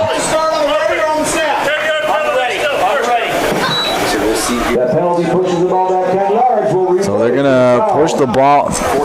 Accept the holding penalty is Florence Henry, so push the Coyotes back 10 yards. And they're going to run the clock. And we'll see the Coyotes look like they are content with just taking this to halftime. And they will. So 22-6 is your halftime score. Waverly South Shore out in front of Florence Henry on the Glacial Lakes Veterinary Clinic scoreboard. When we come back, it'll be the Jorgensen's Meat Processing and Purple Cow halftime show. We'll recap this first half, get you ready to go for the second half, get you some scores from around the state as well. So that's all coming up next here on Power 106.3. We'll break back in 4 minutes. Midwest Bank believes in the doers in our communities, so we support the doers in our communities. From the family looking for a home with a bigger yard, to the farming operation investing in new technology, the teen opening their first checking account, to the small business owners following their dreams. We're here for you with loans, services, and a local understanding of your needs and challenges. It's what we do to help you do. Midwest Bank, doers welcome. Member FDIC. It's tough keeping up with all the new slang these days. Take drip, for example. Apparently, it's a compliment now, but when it comes to plumbing, a drip is still a drip. If you're having issues with your drip, call the plumbing pros at Active Heating. They're the most lit team in town. Active Heating of Watertown and Brookings.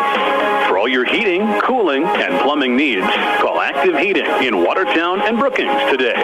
Or book your appointment online at ActiveHeatingInc.com. If you're experiencing shoulder pain, knee pain, lower back pain, or extremity injuries, it might be a good idea to consider reaching out to Body in Balance Chiropractic and Wellness and talk with Dr. Allison Dargett about some services which include kinesiology taping and cold laser therapy. It's also convenient that Body in Balance Chiropractic and Wellness offers Saturday hours. That can be helpful for people with busy schedules. If you're interested in their services, contact them at 878-BODY.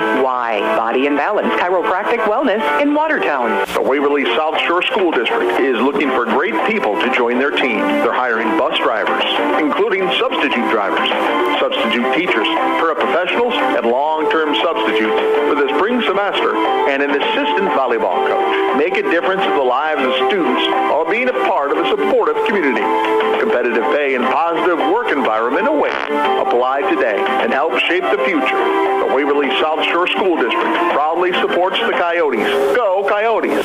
Brian's Glass, locally owned and operated with over 100 years of experience, offers a wide range of services for all your commercial and residential glass needs. From doors and windows to windshields and rock chip repairs, they've got you covered. Visit them Monday through Thursday from 8 to 5 p.m. or Friday from 8 to 4 p.m. at Business Square, south of Lions Park in Watertown. Call 605-886-5328. Brian's Glass proudly supports local athletes and wishes you the best of luck in tonight's game. Take a drive to Cornwell's Rug and Gifts in Webster, where you can shop in a quiet atmosphere. Find some amazing novelty items like greeting cards, jewelry, shoes, bags, clothing for babies and adults. Also, Melissa and Doug learning mats, activity books, and toys. Cornwell's Rug and Gifts offers a great selection of home decor, soup mixes, sauces, jams, drink mixes, and chocolates. Find it all at Cornwell's Rug and Gifts, 701 Main Street in Webster. Good luck, area athletes. From Cornwell's Rug. Auto Value Watertown is proud to support area high school athletes. Just like the right parts keep your vehicle running strong, teamwork, respect, and sportsmanship keep our athletes moving towards success. Whether it's on the field, court, or in the classroom, every play and every effort counts. At Auto Value, they believe in hard work, dedication, and fair competition, values that drive their service and their support for youth sports. Best of luck, Florence Henry Falcons, this season from your friends at Auto Value in Watertown. KPHR, Ortonville, Millbank, Watertown. Power 106.3. Rockin' 24/7, 365 in the Slumberland Furniture Studio. Back here on Power 106.3. It's halftime here in Waverly as the Waverly South Shore Coyotes lead the Florence Henry Falcons 22-6. I'm Michael Warrington, and you are listening to the Jorgensen's Meat Processing and the Purple Cow halftime show.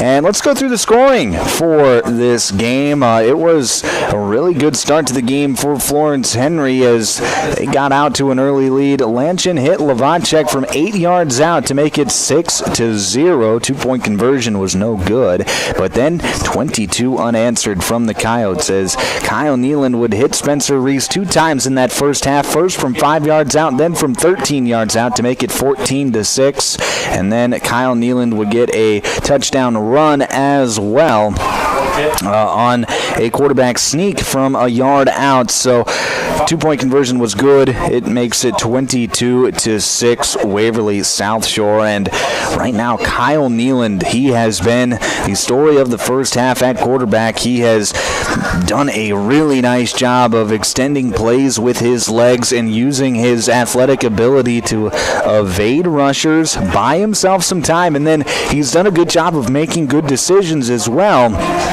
As he has thrown for 2 touchdowns. Did throw that interception near the end of the first half with about 3.5 minutes left to play in the end zone. That Waverly South Shore could be in control of this game a little bit more than what they are, but they are up 22-6, and it's because Kyle Nealand he's athletic. He's big at 6 foot 2, 205 pounds. He's hard to bring down as he's athletic too. He's quick, can evade from left to right, and he's fast. And when he decides he wants to take off and run, he can really gain a lot of yards in a short amount of time. So Kyle Nealand has really been the playmaker for this Waverly South Shore offense. He's had some help though, as Spencer Reese has done a nice job. He's done a really good job of finding spots in zones that are undefended, and he's done a nice job of just sitting in those spots, in those open grass spots. And Nealand, give him credit too. He's been able to find him. And Samuel Huffman has been really good tonight as well. Out of the backfield, a little third down kind of scat back sort of guy, using his shiftiness, his quickness to get open, and Nealand has hit him on a couple of passes for nice gains. Hovatek has made some plays for Austin Hovatek has made some plays for Waverly South Shore as well on the offensive side of the football. Offensively for Florence Henry, however, they run a very different style. Waverly South Shore is very spread them out, get their yards that way, use the entire field. Florence Henry is very different. They condense the field, and they run a very tight double-wing formation and a lot of halfback dives, pitch powers, plays like that. And their best success has been Tucker Keller off the right side of the formation today. He's had a few 15-yard runs, and he has really been the consistent part of the offense for Florence Henry. But hasn't been consistent enough is when you do run those run-heavy styles of offense, you have to be so good, so many plays in a row, just makes it difficult. I think you put yourself, I don't want to say behind the 8 ball, but you put yourself at a bit of a disadvantage because you just are running more plays to score a touchdown. You don't have that explosiveness to the offense like you do in those spread-style offenses, which is why spread-style offenses, you don't see very many of them in high school football, but Waverly South Shore, they do run that spread style, and they run it pretty well, if I do say so myself. 22-6 is your score here at halftime. You are listening to the Jorgensen Meat Processing and Purple Cow halftime show. We're going to take another break. When we come back, we'll get you ready to go, get you some scores from around the state, get you ready to go for half number 2 as well. We'll break back in 4 minutes here on Power 106.3. In the mood for some great barbecue? Country Road Barn will satisfy your cravings. They offer mouth-watering brisket, baby back ribs, pulled pork, and the juiciest chicken around. All seasoned perfectly. Sauce is a choice, not a necessity. Open Wednesday through Friday to the public from 4 to close with a kitchen serving from 5 to 9. Saturdays are reserved for events. Country Road Barn, located 7 miles north of Watertown. Everything's always better in the country. Country Road Barn wishes all area athletes the best of luck this season. Sharp Automotive in Watertown is proud to cheer on all our local high school athletes this season. From the opening whistle to the final buzzer, they admire your dedication, teamwork, and drive for success. Just like on the quarter field, Sharp Automotive delivers reliability and performance with their wide selection of new and used vehicles. Stop by today to let their friendly team help you find the perfect ride. Good luck, athletes. Keep pushing, keep shining, keep winning. Here's where the good ideas come from. Street Graphics, Main Street, Millbank, working with local schools to provide ideas and solutions for fundraising. They can customize a design just for you. T-shirts, trophies, banners, buttons, contract printing, they do it all. They work in quantities from 1 to 5,000. Printing and promotions, they print on anything but paper. See them at streetgraphics.com. That's graphics with an EX. Main Street, Millbank, South Dakota, streetgraphics.com. World-class service with hometown friendliness. That's what you can expect from the staff of Dave Haler Automotive. And when you come through our doors, we're going to treat you like family. Whether you're looking for a new vehicle from Chevrolet or one of our many nice pre-owned vehicles on our lot. You can also take a look at our classic car showroom, Highway 12 Classics. We offer a full service department, parts department, and a body shop to keep your vehicle on the road and running smoothly. We're conveniently located East Highway 12 in Webster. Review all of our inventory online at HalerAuto.com. Glacial Lakes Veterinary Clinic is proud to cheer on all of our area high school athletes. We know the dedication, teamwork, and heart it takes to compete. Just like caring for our four-legged friends, it's all about commitment and compassion. Win or lose, show respect for your teammates, opponents, coaches, and fans. Play hard, play fair, and make your community proud. From the first whistle to the final buzzer, Glacial Lakes Veterinary Clinic is rooting for you all season long. Hey fans, you're surrounded by future leaders, future business owners, and future hometown heroes, both on the field and in the bleachers. That's why Evolution Power Sports and Marine is proud to stand behind our student athletes and the families who cheer them on. Because for us, it's not just about horsepower and machines, it's about building community, supporting tradition, and celebrating the next generation. So let's hear it one more time for the athletes. Visit evolutionpowersports.com, and whatever you do, get outside. Anytime is a good time for breakfast at Page's Place. Breakfast served all day. Enjoy a full menu, evening specials, Page's homemade breads, desserts, sauces, dips, and soups. Treat the whole family with dine-in, carry-out, curbside, and DoorDash options. You'll receive the best service in town at Page's Place.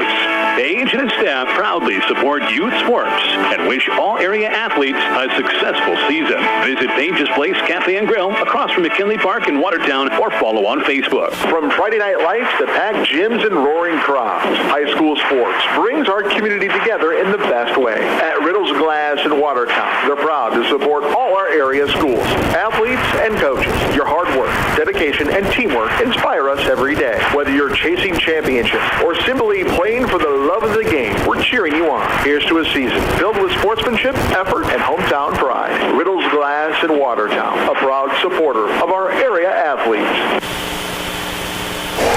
Back here on Power 106.3. You're listening to the Jorgensen's Meat Processing and Purple Cow halftime show. I'm Micah Warrington, and let's get you some scores from around the state. Plenty of games. Football in full action here this week in the state of South Dakota. Castlewood, they're on top of Chester area 22-0 with a minute left in the first half. Sioux Valley on top of Clark Willow Lake 14-0, just getting the second quarter underway there. Great Plains Lutheran on top of Wabash Summit 16-0 at halftime. Mulbridge Pollock on top of Groton area 19-0 at halftime. Hamlin with the come from behind victory over Hanson as they win 29-23. A big win there for Hamlin. They extend their winning streak out to 14 games. McCook Central Montrose is on top of Webster area 35-0 at halftime. And Wilmot is beating Arlington 12-0 at halftime there in Arlington. Other 9AA scores, Hill City on top of Lemon McIntosh 29-0. Britton Heckler on top of Loyola Frederick 29-0. Gregory on top of Tripp Delmont Armor ACDC 45-0 at halftime. Garrettson beating DeSchmidt 28-0. Scotland Menno on top of Korska Stickney. Shootout there as it's 30-24 at halftime. Elkton Lake Benton number 1. Elkton Lake Benton having no troubles with number 3 Viborg Hurley 35-0 at the end of the first half. Freeman Marion Freeman Academy is beating Bonholm 50-7 with a minute left, just getting underway in the third quarter.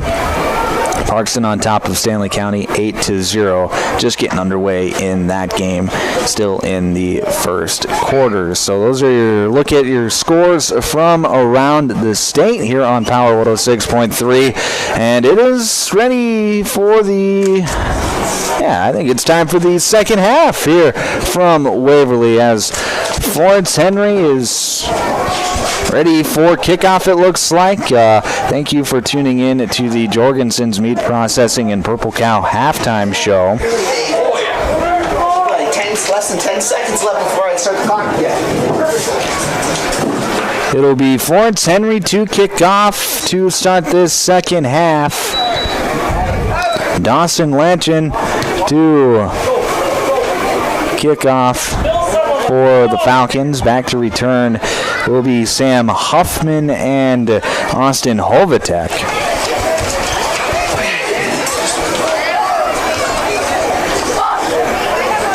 Welcome back here to the second half on KS93. Kickoff is brought to you by Body in Balance Chiropractic and Wellness. We are ready for the second half. Here's the kick. It's going to go long. That's going to be fielded by Hovatek at the 15-yard line. He dashes up the middle and is brought down across the 20 to about the 22-yard line. And that is where Waverly South Shore will take over 1st and 10. He's wrapped up by number 22, Jackson Shocker. Oh, the Coyotes looking to extend their lead as they lead 22-6 here to start this second half. We'll see what they can do here to start the second half if they can't put a drive together and extend their lead even further. This is a big drive coming out of the half for Florence Henry. They need to stop here and get their offense the ball back. They're still in this ball game, just down by 2 scores. Nealon back to pass. He's going to evade the pressure and get it off to Spencer Reese. Nice sidearm pass there by Kyle Nealon, just showing off his athletic ability. Gain of 4 yards. And Spencer Reese, he is slow to get up for the Coyotes, and he is back on his feet. And we'll see. That looked like, my apologies, that was Marty Mickelson on the catch for Waverly South Shore. Mickelson will come out of the ball game, at least for one play. Looks like he'll be ready to go right back in as he's not even going to get checked up on out there on the sideline. 2 receivers out to the right. tight end to the left side of the formation. Pistol formation with number 40, Monty Thompson, dotting the pistol. Nealand going to fake the handoff. He's going to rush left side, and he's going to be stonewalled. Big man Jackson Toll gets the tackle for Florence Henry. That'll be a loss of a yard. It'll be 3rd and 8 for Waverly South Shore. And we've seen that tonight. The run blocking hasn't always been there for the Coyotes tonight, but when they haven't really needed to because their passing game has been so efficient tonight. And Kyle Nealand has just been very good in terms of his decision-making tonight. 3 receivers to the left, 1 to the right. Nealand takes the snap. He's going to survey, now roll right, and it looks like he's going to take off and run. Bowls through 1 defender and is pushed out of bounds just shy of the 30-yard line at the 28, and it'll be a short gain of about 4. It'll be 4th and 4 for the Coyotes, and we'll see if they leave the offense out there. We have not seen a team punt tonight, so I would imagine that they're 4th and short yardage, medium yardage. Waverly South Shore is going to keep that offense out there. No, now it looks like Nealand is going to go back and punt, but Florence Henry's not putting anybody back there. Nealand is going to kick it away. The kick is going to be returned at the 25-yard line, across the 30, and brought down at the 34-yard line. That was number 9, Tucker Keller, on the return for the Falcons. And it'll be 1st and 10 for the Falcons at the 34-yard line, their own 34-yard line, that is.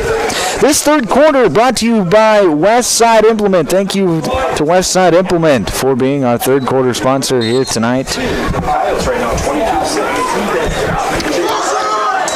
Double wing formation. Keller gets the pitch on the pitch power, and he's going to get back to the line of scrimmage, but that's it.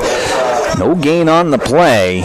It'll be 2nd and 10 for the Falcons. And you're still in this game if you're Florence Henry, down by just 2 scores. If you score a touchdown here, you feel pretty good about yourself. 2nd down and 10. Double wing formation. Here's the counter play. It's going to go to Conkey. Conkey's got room off the left side across the 40 to the 30 and brought down at the 25-yard line. And up goes number 12, James Conkey. A 20-yard gain on the play for James Conkey, and it'll be 1st and 10 Falcons. Perfect time for that counter play. Good play for the Falcons. As they went pitch power to Keller. They faked the pitch power this time, gave it to Conkey coming back, and it'll be a gain of 20 and a 1st down for the Falcons with 8.5 to play here in this third quarter.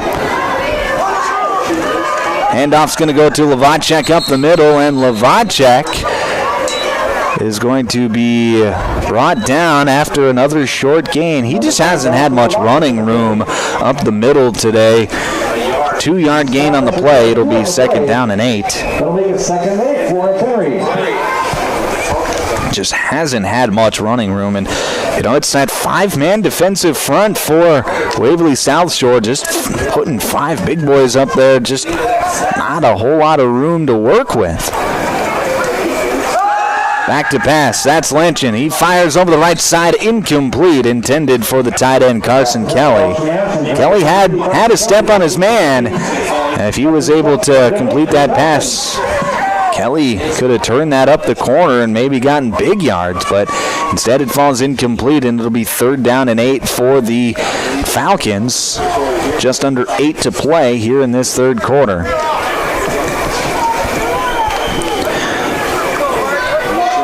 Lanchin, we'll see what he does here. Back to pass again, straight drop. He's hit as he throws, fires, it's intercepted! Austin Hovatek coming up from his safety spot, gets the interception, and it's the first turnover of the night for Florence Henry, and the Coyotes will take over 1st and 10 from their own 15-yard line. Very nice play there by Austin Hovatek to step in front of the receiver and intercept the pass. Lanchin was hit as he threw. And I think even if he wasn't hit, he still got a decent amount of mustard on the pass. I still think it would have been intercepted. Nealand in the shotgun, fakes the handoff. He's going to roll right side to take off and run. He gets it across the 20 to the 24-yard line. And it'll be a gain of 8. It'll be 2nd down and 2 for the Coyotes. And right now, Waverly South Shore, they're seeing at the start of this second half, they're not too concerned with throwing the football. They've got the lead, so it's not a bad idea to just try and milk some clock. And if you have a long drive that ends in a touchdown, that can just be so demoralizing for the opposition. Nealon back to pass. He's going to fire over the right side. Tries to thread the needle to Spencer Reese. It's going to fall incomplete. That was Tucker Keller in there on the stop for Florence Henry. And it'll be 3rd down and 2 for the Coyotes. 7:05 left to play here, 3rd quarter. Score still 22-6 on the Glacial Lakes Veterinary Clinic scoreboard.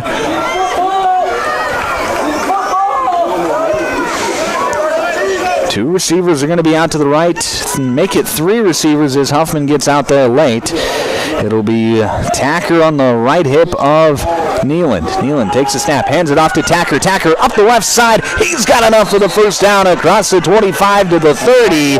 And like I said, that'll be a 1st down for the Coyotes. And if Waverly South Shore consistently starts to run the football like they have here on this drive, I have to think that they can maybe put this game away with a long touchdown drive here. 2 receivers out to the left, 1 to the right. Nealand, low snap, fakes the handoff. He's going to rush left side, spins off of a tackler, bowls forward, and he's going to fall forward for a gain of about 4 yards. It'll be 2nd down and 6. Nice run there from Kyle Nealand, showing off the physicality and athleticism. And it'll be a 4-yard gain, 2nd and 6 for the Coyotes. 1 receiver off to the left, wing back on the right, tight end on the right as well. Tight formation. This is about as tight of a formation as we've seen from Waverly South Shore. Nealand takes the snap. He's going to hand it off to Monty Thompson. And Thompson, he's stuck at the 37, falls forward near the 40. It's going to be close to another 1st down, and they're going to give him the 40-yard line and the 1st down. Nice run there from Monty Thompson as he gets 6 yards and a 1st down for the Coyotes.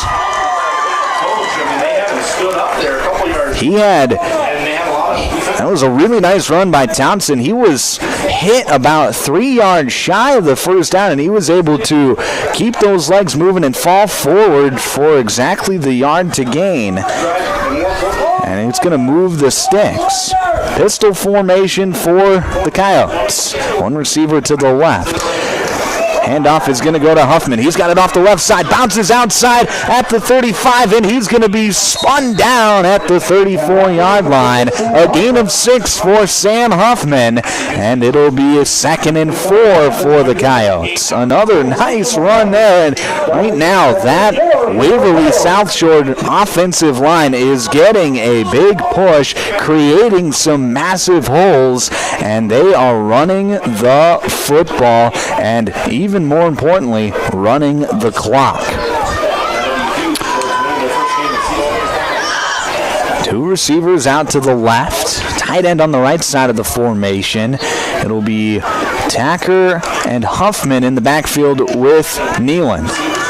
Nealon takes the snap. He's going to rush forward. He's got room off the left side, enough for the first down, and he is chopped down across the 30 at the 28-yard line. That is where the Coyotes will have it. 1st and 10 after another 6-yard gain. That play results in a Coyote first down! And the Coyotes right now are just ticking that clock away, running the football. And right now you can see that Florence Henry defense maybe starting to get a little tired here. This is their first game of the season, the second game for Waverly South Shore. So if you think about it that way, maybe the Coyotes are just a bit better conditioned, having played a game already. 2 receivers out to the right. Nealon fakes the handoff. He's going to roll right. He's looking for a block, and he gets one at the 20, and he will be knocked down at the 20-yard line. That'll be a gain of 7. It'll be 2nd down and 3 for the Coyotes, and right now they are just content with taking the clock down, running the football, and getting there 5, 6, 7 yards at a time. One receiver to the left as the Coyotes break the huddle. One receiver out to the right as well. Tight end on the left side of the formation. Huffman and Tacker in the backfield with Nealon.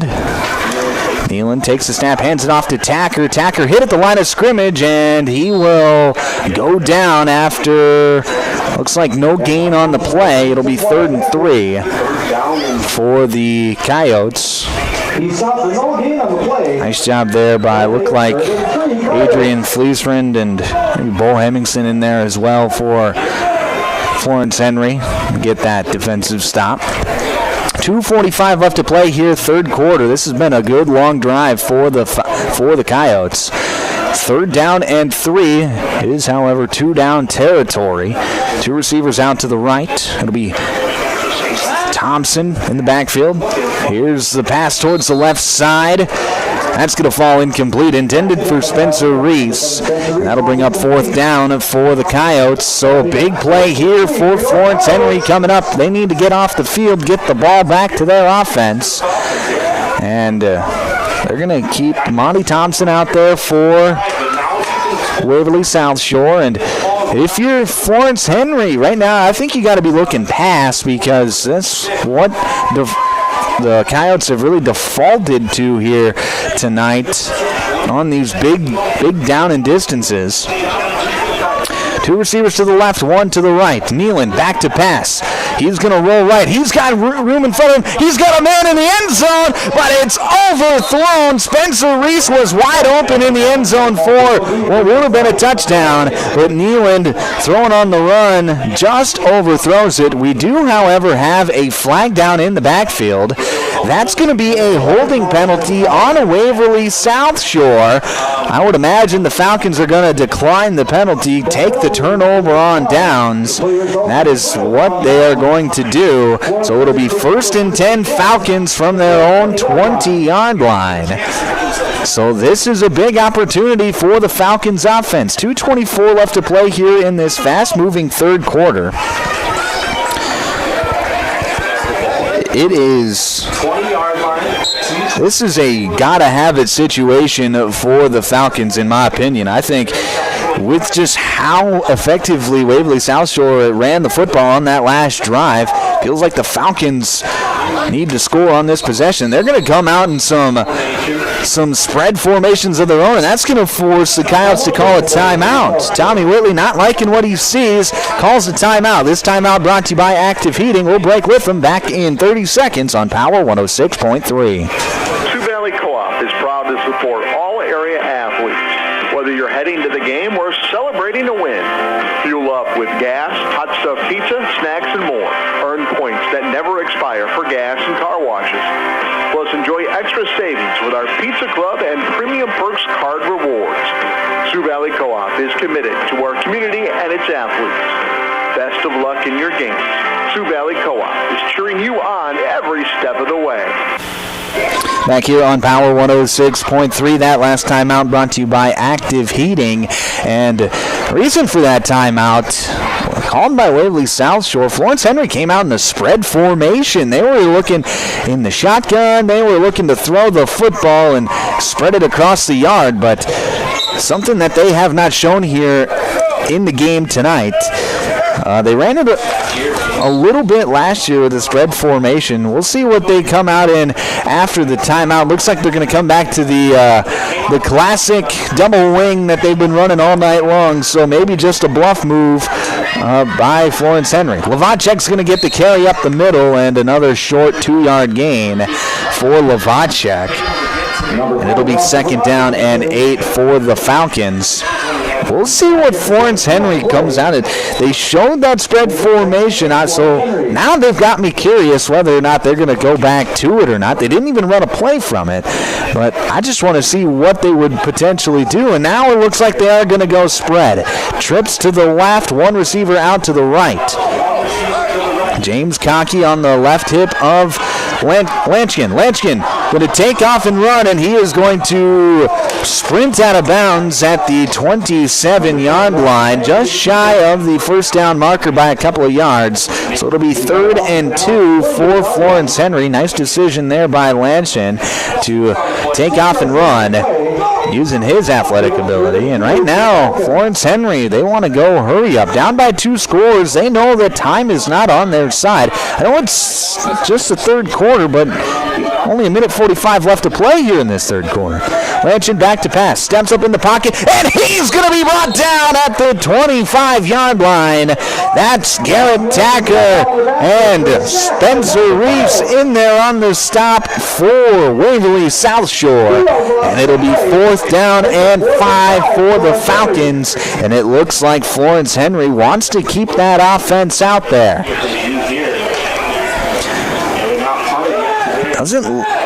It'll be 3 receivers to the left in a trips bunch set. 1 receiver out to the right.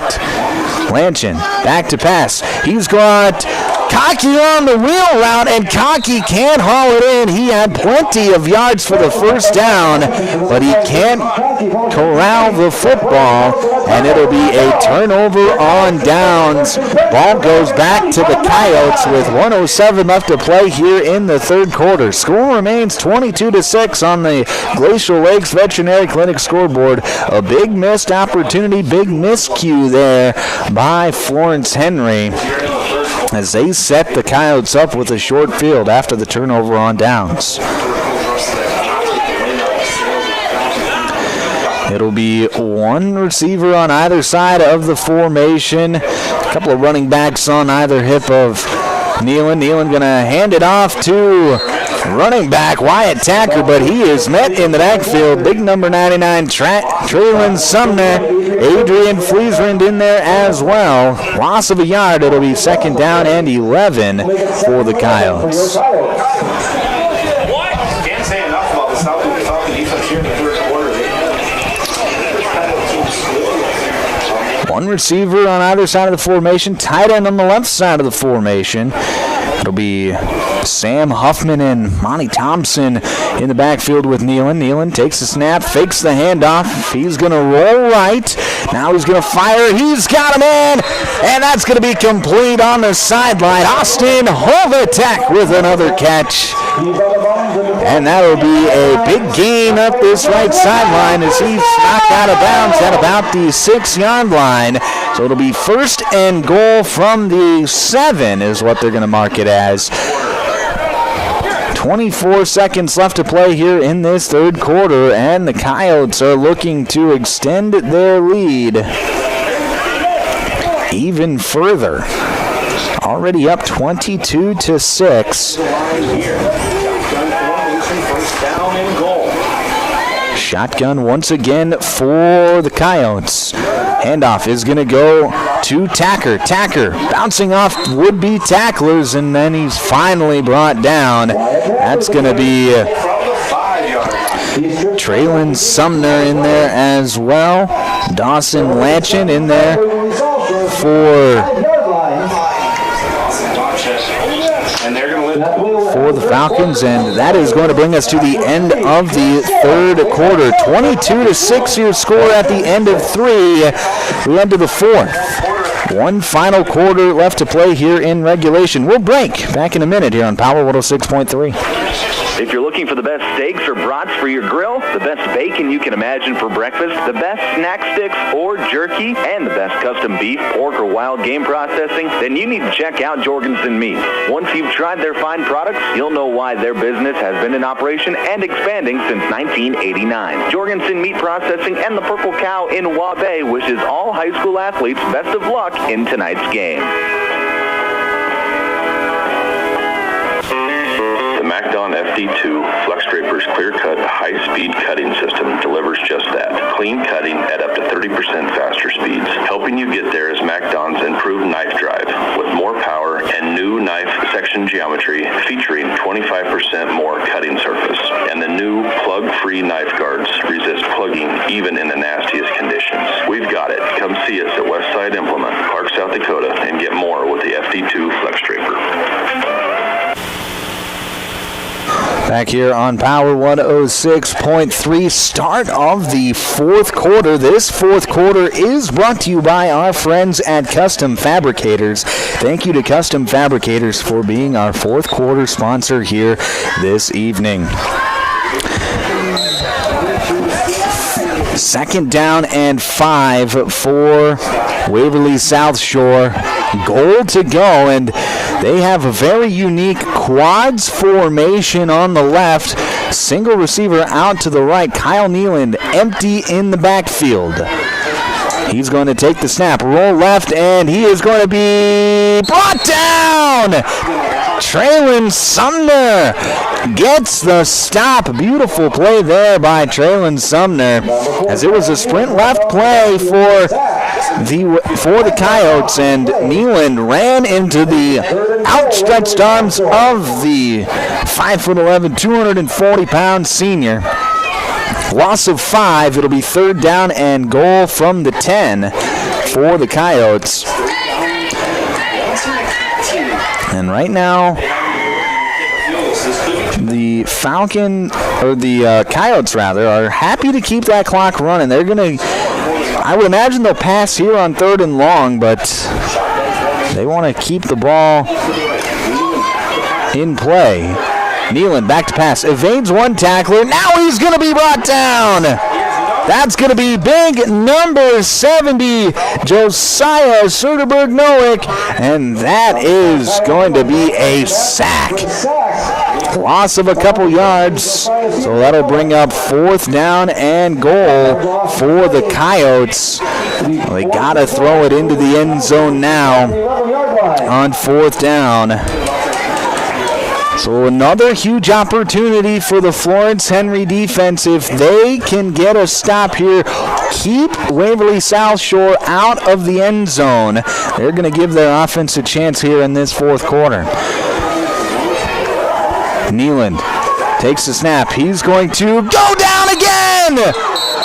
3 sacks in a row, and it's going to be a goal-to-go stop for this Florence Henry Falcons defense. They get the turnover on downs. They'll take over first and 10 from their own 17-yard line, it looks like. Florence Henry takes over first and 10 from their own 16-yard line. 10-18 left to play here in the fourth quarter, and the Falcons have life after the fourth down stop. So a really big situation for their offenses. They're going to spread things out again. Back to pass. That's going to be Lynchen. He's going to roll right, take off and run, and he's going to get it across the line of scrimmage, across to about the 20-yard line. That is where that's where it'll be second down and about 4 yards or 4-yard gain. Second down at about 6 for the Falcons. And if Florence Henry's got a hurry-up offense, this is the time to use it. The time's starting to tick down. Two receivers out to the right. Lanchin back to pass. Fires over the right side. It's batted at the line of scrimmage. Garrett Tacker getting his big paw up there. Knocks it down. Pass falls incomplete. And it'll be 3rd and 6 for the Falcons.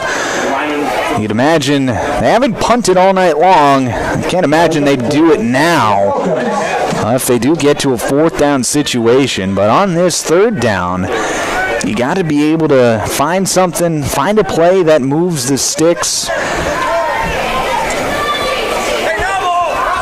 They're going to go back to the double wing formation. Lanchin under center, man in motion. That's Lanchin back to pass. It's a screen towards the left side, and he's got blockers. That's Levacek across the first down marker to the 30, and knocked out of bounds at the 34-yard line. Big play there for the Falcons. A beautifully timed screen pass to Dawson Levacek, who bursts out of the backfield for a first down, and it'll be 1st and 10, Falcons from their own 34-yard line. Back into the double wing set. Pitch power to the right side with Keller, and Keller's got space across the 40, 35, dodges a man at the 32, and is knocked out of bounds at the 28-yard line. Nice run there from Tucker Keller, and it's back-to-back first downs. A gain of 17 for the Falcons, and now the offense is rolling as they have it 1st and 10 from the 28-yard line. Double wing formation again, and that's going to be a penalty and a false start penalty on the Falcons. Push them back 5 yards. It'll be 1st and 15 now for Florence Henry. Well, they run that double wing, and a bit of miscommunication as both wings went in motion at the same time, which is not legal. So it'll be 1st and 15 for Florence Henry. 8:52 left to play here in the 4th quarter. Pitch power to Keller. He's going to evade one tackler, but then get brought down. Drew Winches. A loss of 2 yards, and it'll be 2nd and 17 for the Falcons. Now going the wrong way is Florence Henry. A couple back-to-back explosives. Now they go back on back-to-back plays. And this is a gotta-have-it situation for Florence Henry as they go trips to the left, one receiver out to the right. Lanchin back to pass, fires over the left side. It's going to be in the arms of, that looked like Bo Hemmingson, but he can't make the catch. It's going to fall incomplete. It'll be 3rd and 17 now for the Falcons. Big 2-down set here for Florence Henry.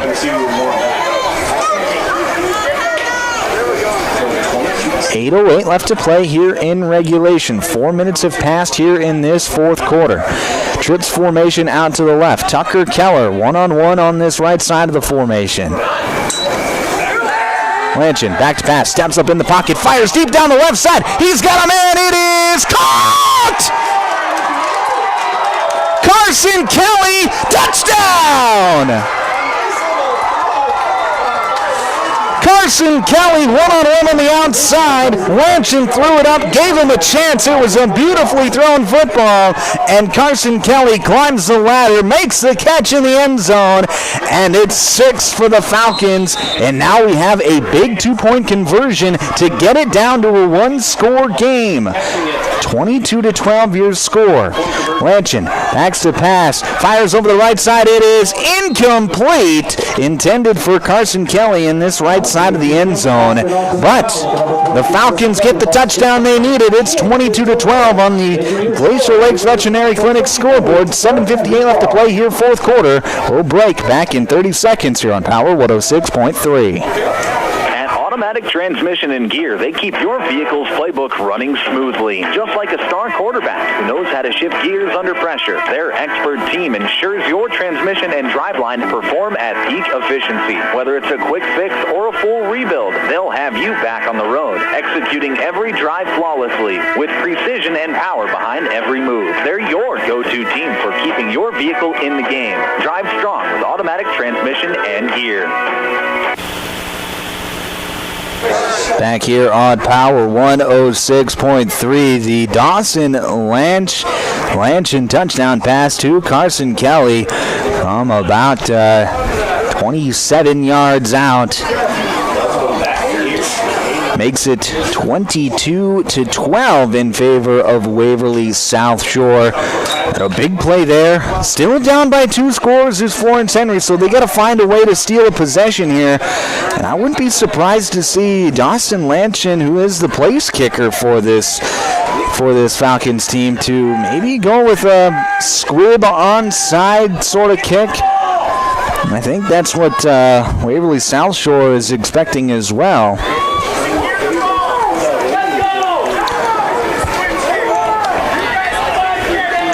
Interesting to see here what the Falcons do, or if they just play the defensive game. They still have all 3 of their timeouts. Here's the kick by Lanchkin. It is a squib, and it's loose! It's loose! It's still loose, and it is recovered by the Falcons! What a play there! Number 31! Adrian Fleesand. Wow, the ball was bouncing loose, and Fleesand was able to come in and make the recovery for Florence Henry, and the Falcons are back on offense at the Waverly South Shore 27-yard line, 1st and 10. An incredible special teams play. That's the second time we've seen that, one by either team, where it's been a squib and then a recovery by the kicking team.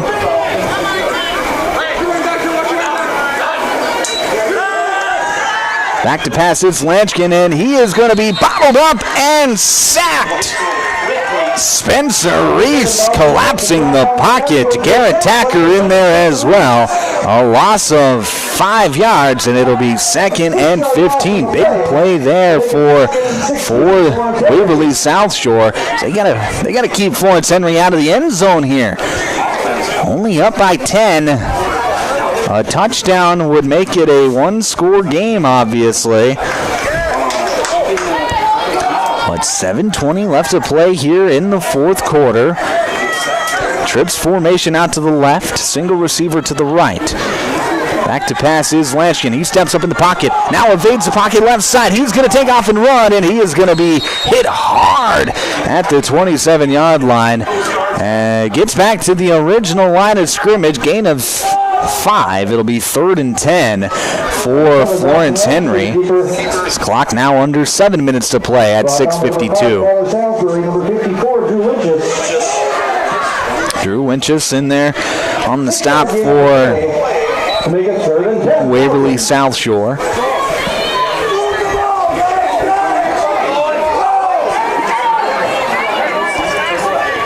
(22-12) your score. Back to pass again. Here's a pass over the middle, and Lavacek didn't get it. That looked like the umpire maybe got in the way a little bit, but it was a hard pass by Lanchin to Lavacek. They're only about 4 yards apart, and he threw a 90-mile-an-hour fastball. And now the Falcons look like they're going to go their punt formation on 4th and 10 from the Waverly South Shore 28-yard line. That'll be Carson Kelly to punt.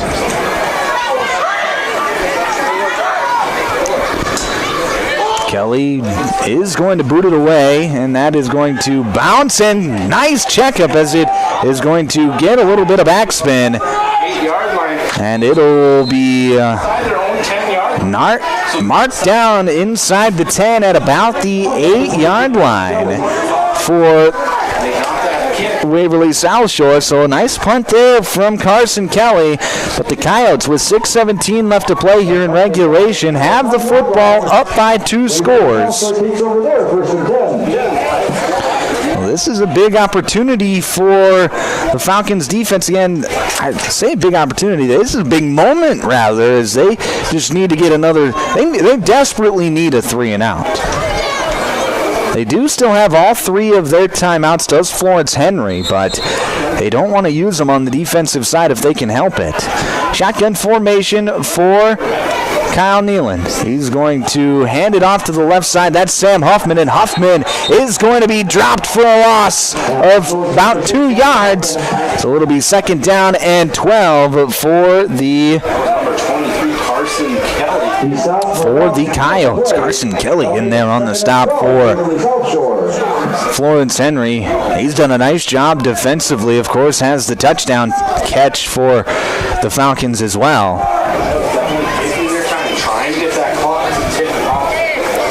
5:45 left to play here, and right now Waverly South Shore in no hurry. As Kyle Nealon is just waiting for that back judge to put his hand in the air, signifying 10 seconds left on the play clock. Nealon takes the snap, and he's going to go down again! It was really close to a safety, but he's going to get it out. I believe he's at about the 3-yard line is where he finally was brought down. So it'll be 3rd down and 16 for the Falcons, or for the Coyotes rather. And if you are Florence Henry, I think you got to bring the house. And if you do get a safety, it is a 1-score game. There's 2 points for the safety, makes it an 8-point game. But you got to try and get points any way you can if you're Florence Henry at this point in the ball game. Nealon back to pass, scans the defense. He's going to fire, incomplete, intended for Sam Huffman over the right side. And that is going to bring out the punting unit for Waverly South Shore. So the Falcons get the stop they desperately needed. And with 4:47 left to play here in regulation, they're going to likely get the football back. We'll see if Waverly South Shore, or if Florence Henry, rather, comes after the punter. You got to be careful not to get a roughing call if you do that, though. Nealon back to kick. He is going to punt it down the right sideline, takes a bounce at the 25, and it's going to be fielded by Tucker Keller at the 40. He dances around at the 37 and is brought down at the 35-yard line. Flag was thrown on that far sideline, so we'll see what the officials have to say. Could be a holding penalty on Florence Henry to push him back a few more yards. For the Coyotes, it's been a very clean game as far as flags today. It's a sideline warning on the Waverly South Shore, so no yardage on this penalty, as it is just a warning. So whether it was a player or a coach or whoever, the officials need to have their space on the sideline, and if you run into them, especially on those punting long change of possession plays, and they run into them, that's going to draw the penalty. That's what happened on this play. So now it'll be Florence Henry with 4:37 left to play here in regulation with the football. Handoff's going to go to Lavacek right up the middle, and he's going to be brought down after a gain of 3. Look to be Spencer Reese on the play for Waverly South Shore. And it'll be 2nd down and 7. You're listening to high school football here on Power 106.3 KPHR, Ortonville, Millbank, and Watertown. 4 minutes left to play here in regulation. Florence Henry down by 10, 22-12 your score on the Glacial Lakes Veterinary Clinic scoreboard. Trips formation out to the left. It'll be Lanshin back to pass, and it's going to be an incomplete pass as it was tipped as Lanshin was trying to get it out of his hand. Knocked backwards. The officials saying incomplete, so it'll be 3rd down and 7 for the Falcons. And that's been an issue for Lanshin here tonight. He hasn't had a whole lot of time to throw. I give credit to that Waverly South Shore defensive front. They've been able to get a ton of pressure on Lanshan tonight. 2 receivers out to the right. 3 receivers, rather. Lanshan back to pass again. He's going to step into a sack as Garrett Tacker was there to wrap him up. Lanshan was looking to take off, but Garrett Tacker says no, no, no. Brings him down for a loss of 4, and that brings up 4th down and 10. Big play there by Waverly South Shore. And now it's a desperate gotta-have-it play for the Falcons with just 3.5 to play. Still down by 2 scores. Lanshan going to go under center in the double wing. Man in motion from right to left. Lanshan fakes the toss, rolls left. He's going to step up, throw. He's got him in. That's Bo Hemmingson. But Hemmingson is going to be wrapped up and brought down short of the line to gain by about 3 yards. And that's going to be a 4th down stop for Waverly South Shore. And the Coyotes are going to get the football back with 3:10 left to play, up by 10. That's a huge play there. It was Bo Hemmingson. He had room to run, but it was a good job there by Lanshan to just get the ball to Hemmingson. As he was rolling left, threw back across the field, something they tell you not to do, but when you complete the pass, it's all right. Low snap for Neeland, and he's going to just grab it and rush forward, and now we're going to have a timeout called by Florence Henry. Timeout brought to you by Active Heating. We'll break with them back in 30 seconds on Power 106.3. My mom saves heroes thousands. Our mom, Jody Fiedler, has given thousands of dollars to local heroes using the Homes for Heroes program. If you're in the military, a veteran, teacher, police officer, firefighter, or in the medical profession, you will save money when buying or selling your home. Call Jody Fiedler at Main Street Melody 881-5585. Call my mommy today. Jody, Fiedler, Watertown, Realtor. Back here on Power 106.3. 3:03 left to play here in the 4th quarter. Waverly South Shore has the football up by 2 scores at 22-12 on the Glacial Lakes Veterinary Clinic scoreboard. The Battle of the Helmet. Helmet on the line tonight. Waverly South Shore, they've won the last 2 battles of the helmet. Looking to make it 3 in a row here. Right now looking good as the Falcons are going to be using their timeouts. Welcome back here to 93, Joel. They have just 2 timeouts remaining. It is 2nd down and 10 for the Coyotes. 2 receivers out to the right. Neeland takes the snap. He's going to fake the handoff, and he's going to be brought down. Carson Kelly with a big stop there for Florence Henry.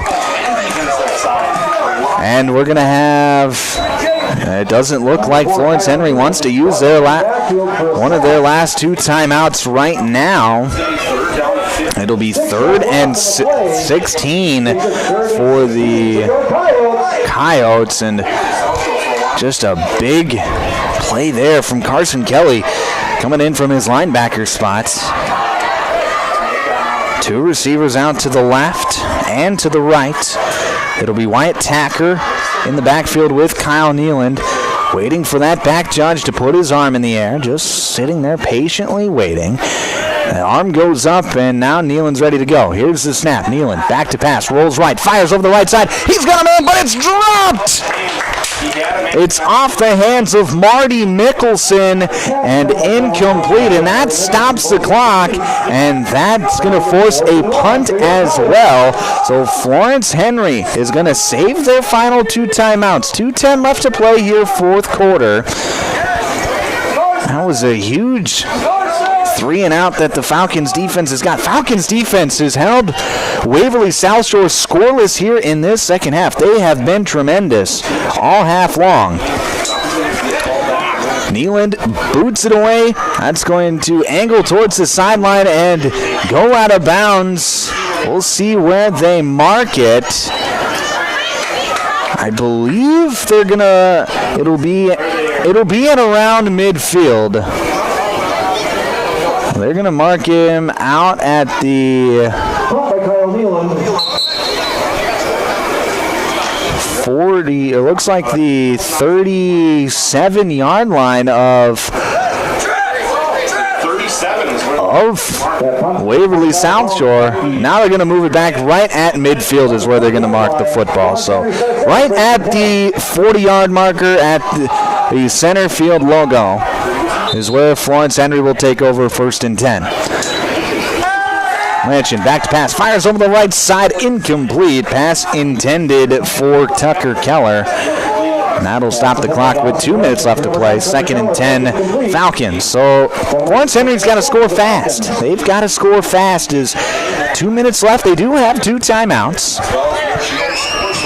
But they're down by 2 possessions, so they got to find a way to get 2 possessions here. Lanchin back to pass, fires over the left side, and nobody home. It'll fall incomplete. 3rd down and 10 now for the Falcons. That makes it 3rd and 10, Falcons. 22-12 still your score on the Glacial Lakes Veterinary Clinic scoreboard. 3rd down and 10 for the Falcons. Coming up after the game, we got the Pages Place post-game show. We'll name the Sharp Automotive Player of the Game. Just 1:56 left to play here in regulation. It is 2-down territory at this point in the ball game. 3 receivers out to the right. Lanchkin back to pass, fires over the left side, and that's going to be too tall, intended for James Conkey on the wheel route. And that'll fall incomplete. So with 1:52 left to play here in regulation, it'll be 4th and 10 for Florence Henry. It's a do-or-die moment for the Falcons. And right now, these are the spots where the Waverly South Shore defense has typically brought some pressure and trying to get after the quarterback. We'll see if they do something similar here. 2 receivers out to the left. Make it 3 receivers to the left, 1 to the right. It'll be Conkey in the backfield with Lanchin. Lanchin back to pass, steps up in the pocket. He's going to fire deep down the right side. He's got a man. It is caught! Touchdown, Tucker Keller! Great job by Dawson Lanchin. He steps up in the pocket, stays in there, and fires an absolute strike down the right sideline to Tucker Keller from 40 yards out. And we're back to a 1-score game with 1:44 left to play here in regulation. What a huge throw there from Dawson Lanchin. And now it's a 2-point conversion, and this is a big 2-point conversion to try and get it to a 2-point game. Lanchin back to pass. He's going to escape left, fire left, and it is incomplete in the back of the end zone. So with 1:44 left to play, Florence Henry cuts it to 4 at 22-18. We'll break back in 1 minute here on Power 106.3. Sharp Automotive in Watertown is proud to cheer on all our local high school athletes this season. From the opening whistle to the final buzzer, they admire your dedication, teamwork, and drive for success. Just like on the court or field, Sharp Automotive delivers reliability and performance with their wide selection of new and used vehicles. Stop by today to let their friendly team help you find the perfect ride. Good luck, athletes. Keep pushing, keep shining, keep winning. Custom Fabricators is honored to support youth sports, and they proudly sponsor all area high school athletes. Custom Fabricators applauds the dedication, teamwork, and sportsmanship displayed by these talented athletes. May the passion for the game be matched only by the respect for their opponents, coaches, and officials. Embrace the spirit of fair play, camaraderie, and hard work, both on and off the field. Best of luck, all high school area athletes from Custom Fabricators, as you showcase skill, determination, and the true essence of sportsmanship. Back here on Power 106.3, we got ourselves a ball game, folks. 22-18 your score, 1:44 left to play here in regulation. You'd imagine Florence Henry's going to be looking for an onside kick. They've already recovered an onside kick tonight, and footballs don't bounce normally, so if you just kick it on the ground, you never really know what's going to happen. You never really do. 22-18 your score. Dawson Legend has connected on 2 long touchdown passes. That last one to Tucker Keller for 40 yards out to make it 22-18. The difference in this game has been 2-point conversions. Waverly South Shore has gotten a couple of them, while Florence Henry is 0 for 3 on 2-point conversions. Here's the kick. It's going to be a onside kick fielded by Waverly South Shore. That's going to be number 5 on for Waverly South Shore, and he's able to grab it and rush forward across the 40 to about the 35-yard line. So it'll be 1st and 10 for the Coyotes with 1:41 left to play. If they get a 3rd down conversion, they'll be able to ice out the game and kneel out the clock. Florence Henry does have 2 timeouts, so that's why I say 3rd down conversion would be huge. Nealon's going to take the snap. He's going to rush left side. He's got some room, and he's hit hard by Lanchin across the 30 to the 28-yard line. Good gain on the play of 7 yards. It'll be 2nd down and 3 for the Coyotes. Right now, the Falcons they did not use a timeout on that play. They just have 2 timeouts left, so not exactly sure what that strategy is. Got to get that 3. Got to get a 3 and out though if you are Florence Henry. A 1st down ends the game. Nealand takes the snap on the right side. He's going to rush right. He's going to find a crease, ball forward, and he is going to be near a 1st down. And we'll see. They are going to grant him the 1st down. It was a gain of exactly 3 yards, and he gets the 1st down with 48 seconds left to play. A big play there by Kyle Nealon. He was just patiently waiting and waiting and waiting and waiting, and then a hole finally opened up, and he was able to go through it and use his big frame to get just enough yards for the 1st down. As the clock dips, 25 seconds left. Victory formation for the Coyotes. Nealon takes the snap, kneels it down, and that is the ball game, everybody, as Florence Henry's going to let the clock reach triple zeros. 22-18 is your final score. A valiant effort by the Florence Henry Falcons to try and come back in the second half. But the Waverly South Shore Coyotes hang on for the 22-18 victory. Don't go anywhere. Coming up after the break, we got the post-game show brought to you by Pages Place, where we'll name the Sharp Automotive Player of the Game. That's coming up next here on Power 106.3. We'll be back in just 1 minute. It's tough keeping up with all the new slang these days. Take drip, for example. Apparently, it's a compliment now. But when it comes to plumbing, a drip is still a drip. If you're having issues with your drip, call the plumbing pros at Active Heating. They're the most lit team in town. Active Heating of Watertown and Brookings. For all your heating, cooling, and plumbing needs, call Active Heating in Watertown and Brookings today.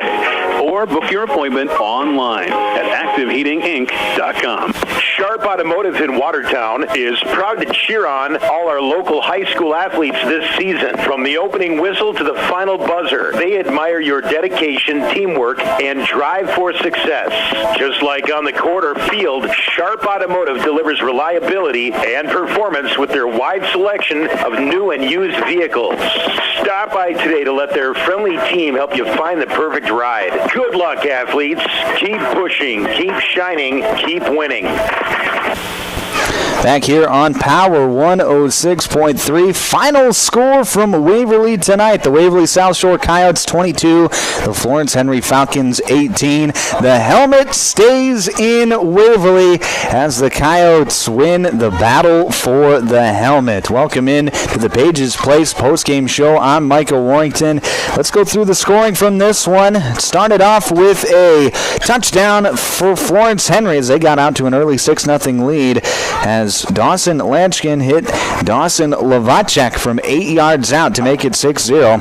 Then Waverly South Shore would come back. Kyle Nealand would have a fantastic end of the first quarter and second quarter as he had accounted for 3 touchdowns, including 2 touchdown passes to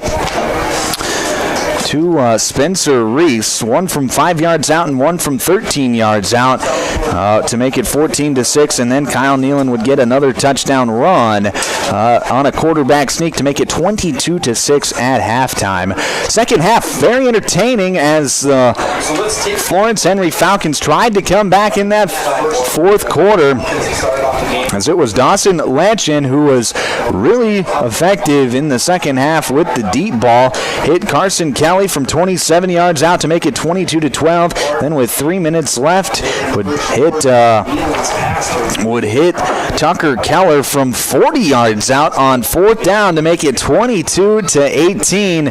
But the Falcons would not get the ball back as Waverly South Shore was able to ice the game after getting a first down with less than a minute and a half to play in the ball game, and that would be your final score, 22-18. Now let's name the Sharp Automotive Player of the Game. Tonight's Player of the Game, Kyle Nealand from Waverly South Shore. He was absolutely incredible for the Coyotes tonight. Accounted for 3 touchdowns, and he was the big part of the offense that really jolted the offense in the first half. Now, they were held scoreless in the second half, but Kyle Nealand iced the game, including one drive that spanned over 6 minutes of clock. They didn't end in any points, but it took a lot of clock off, or a lot of time off of the clock, and really helped propel Waverly South Shore to the victory, their first victory of the season.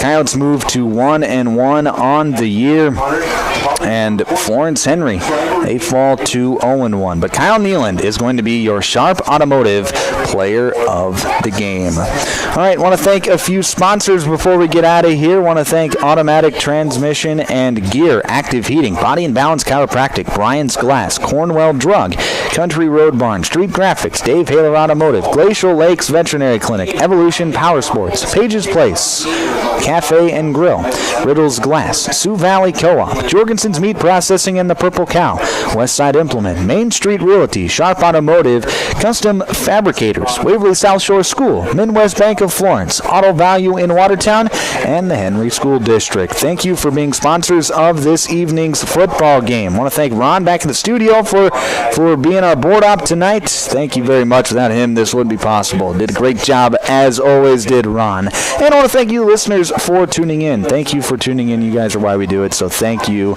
very much. For everyone at Power 106.3, I'm Micah Warrington.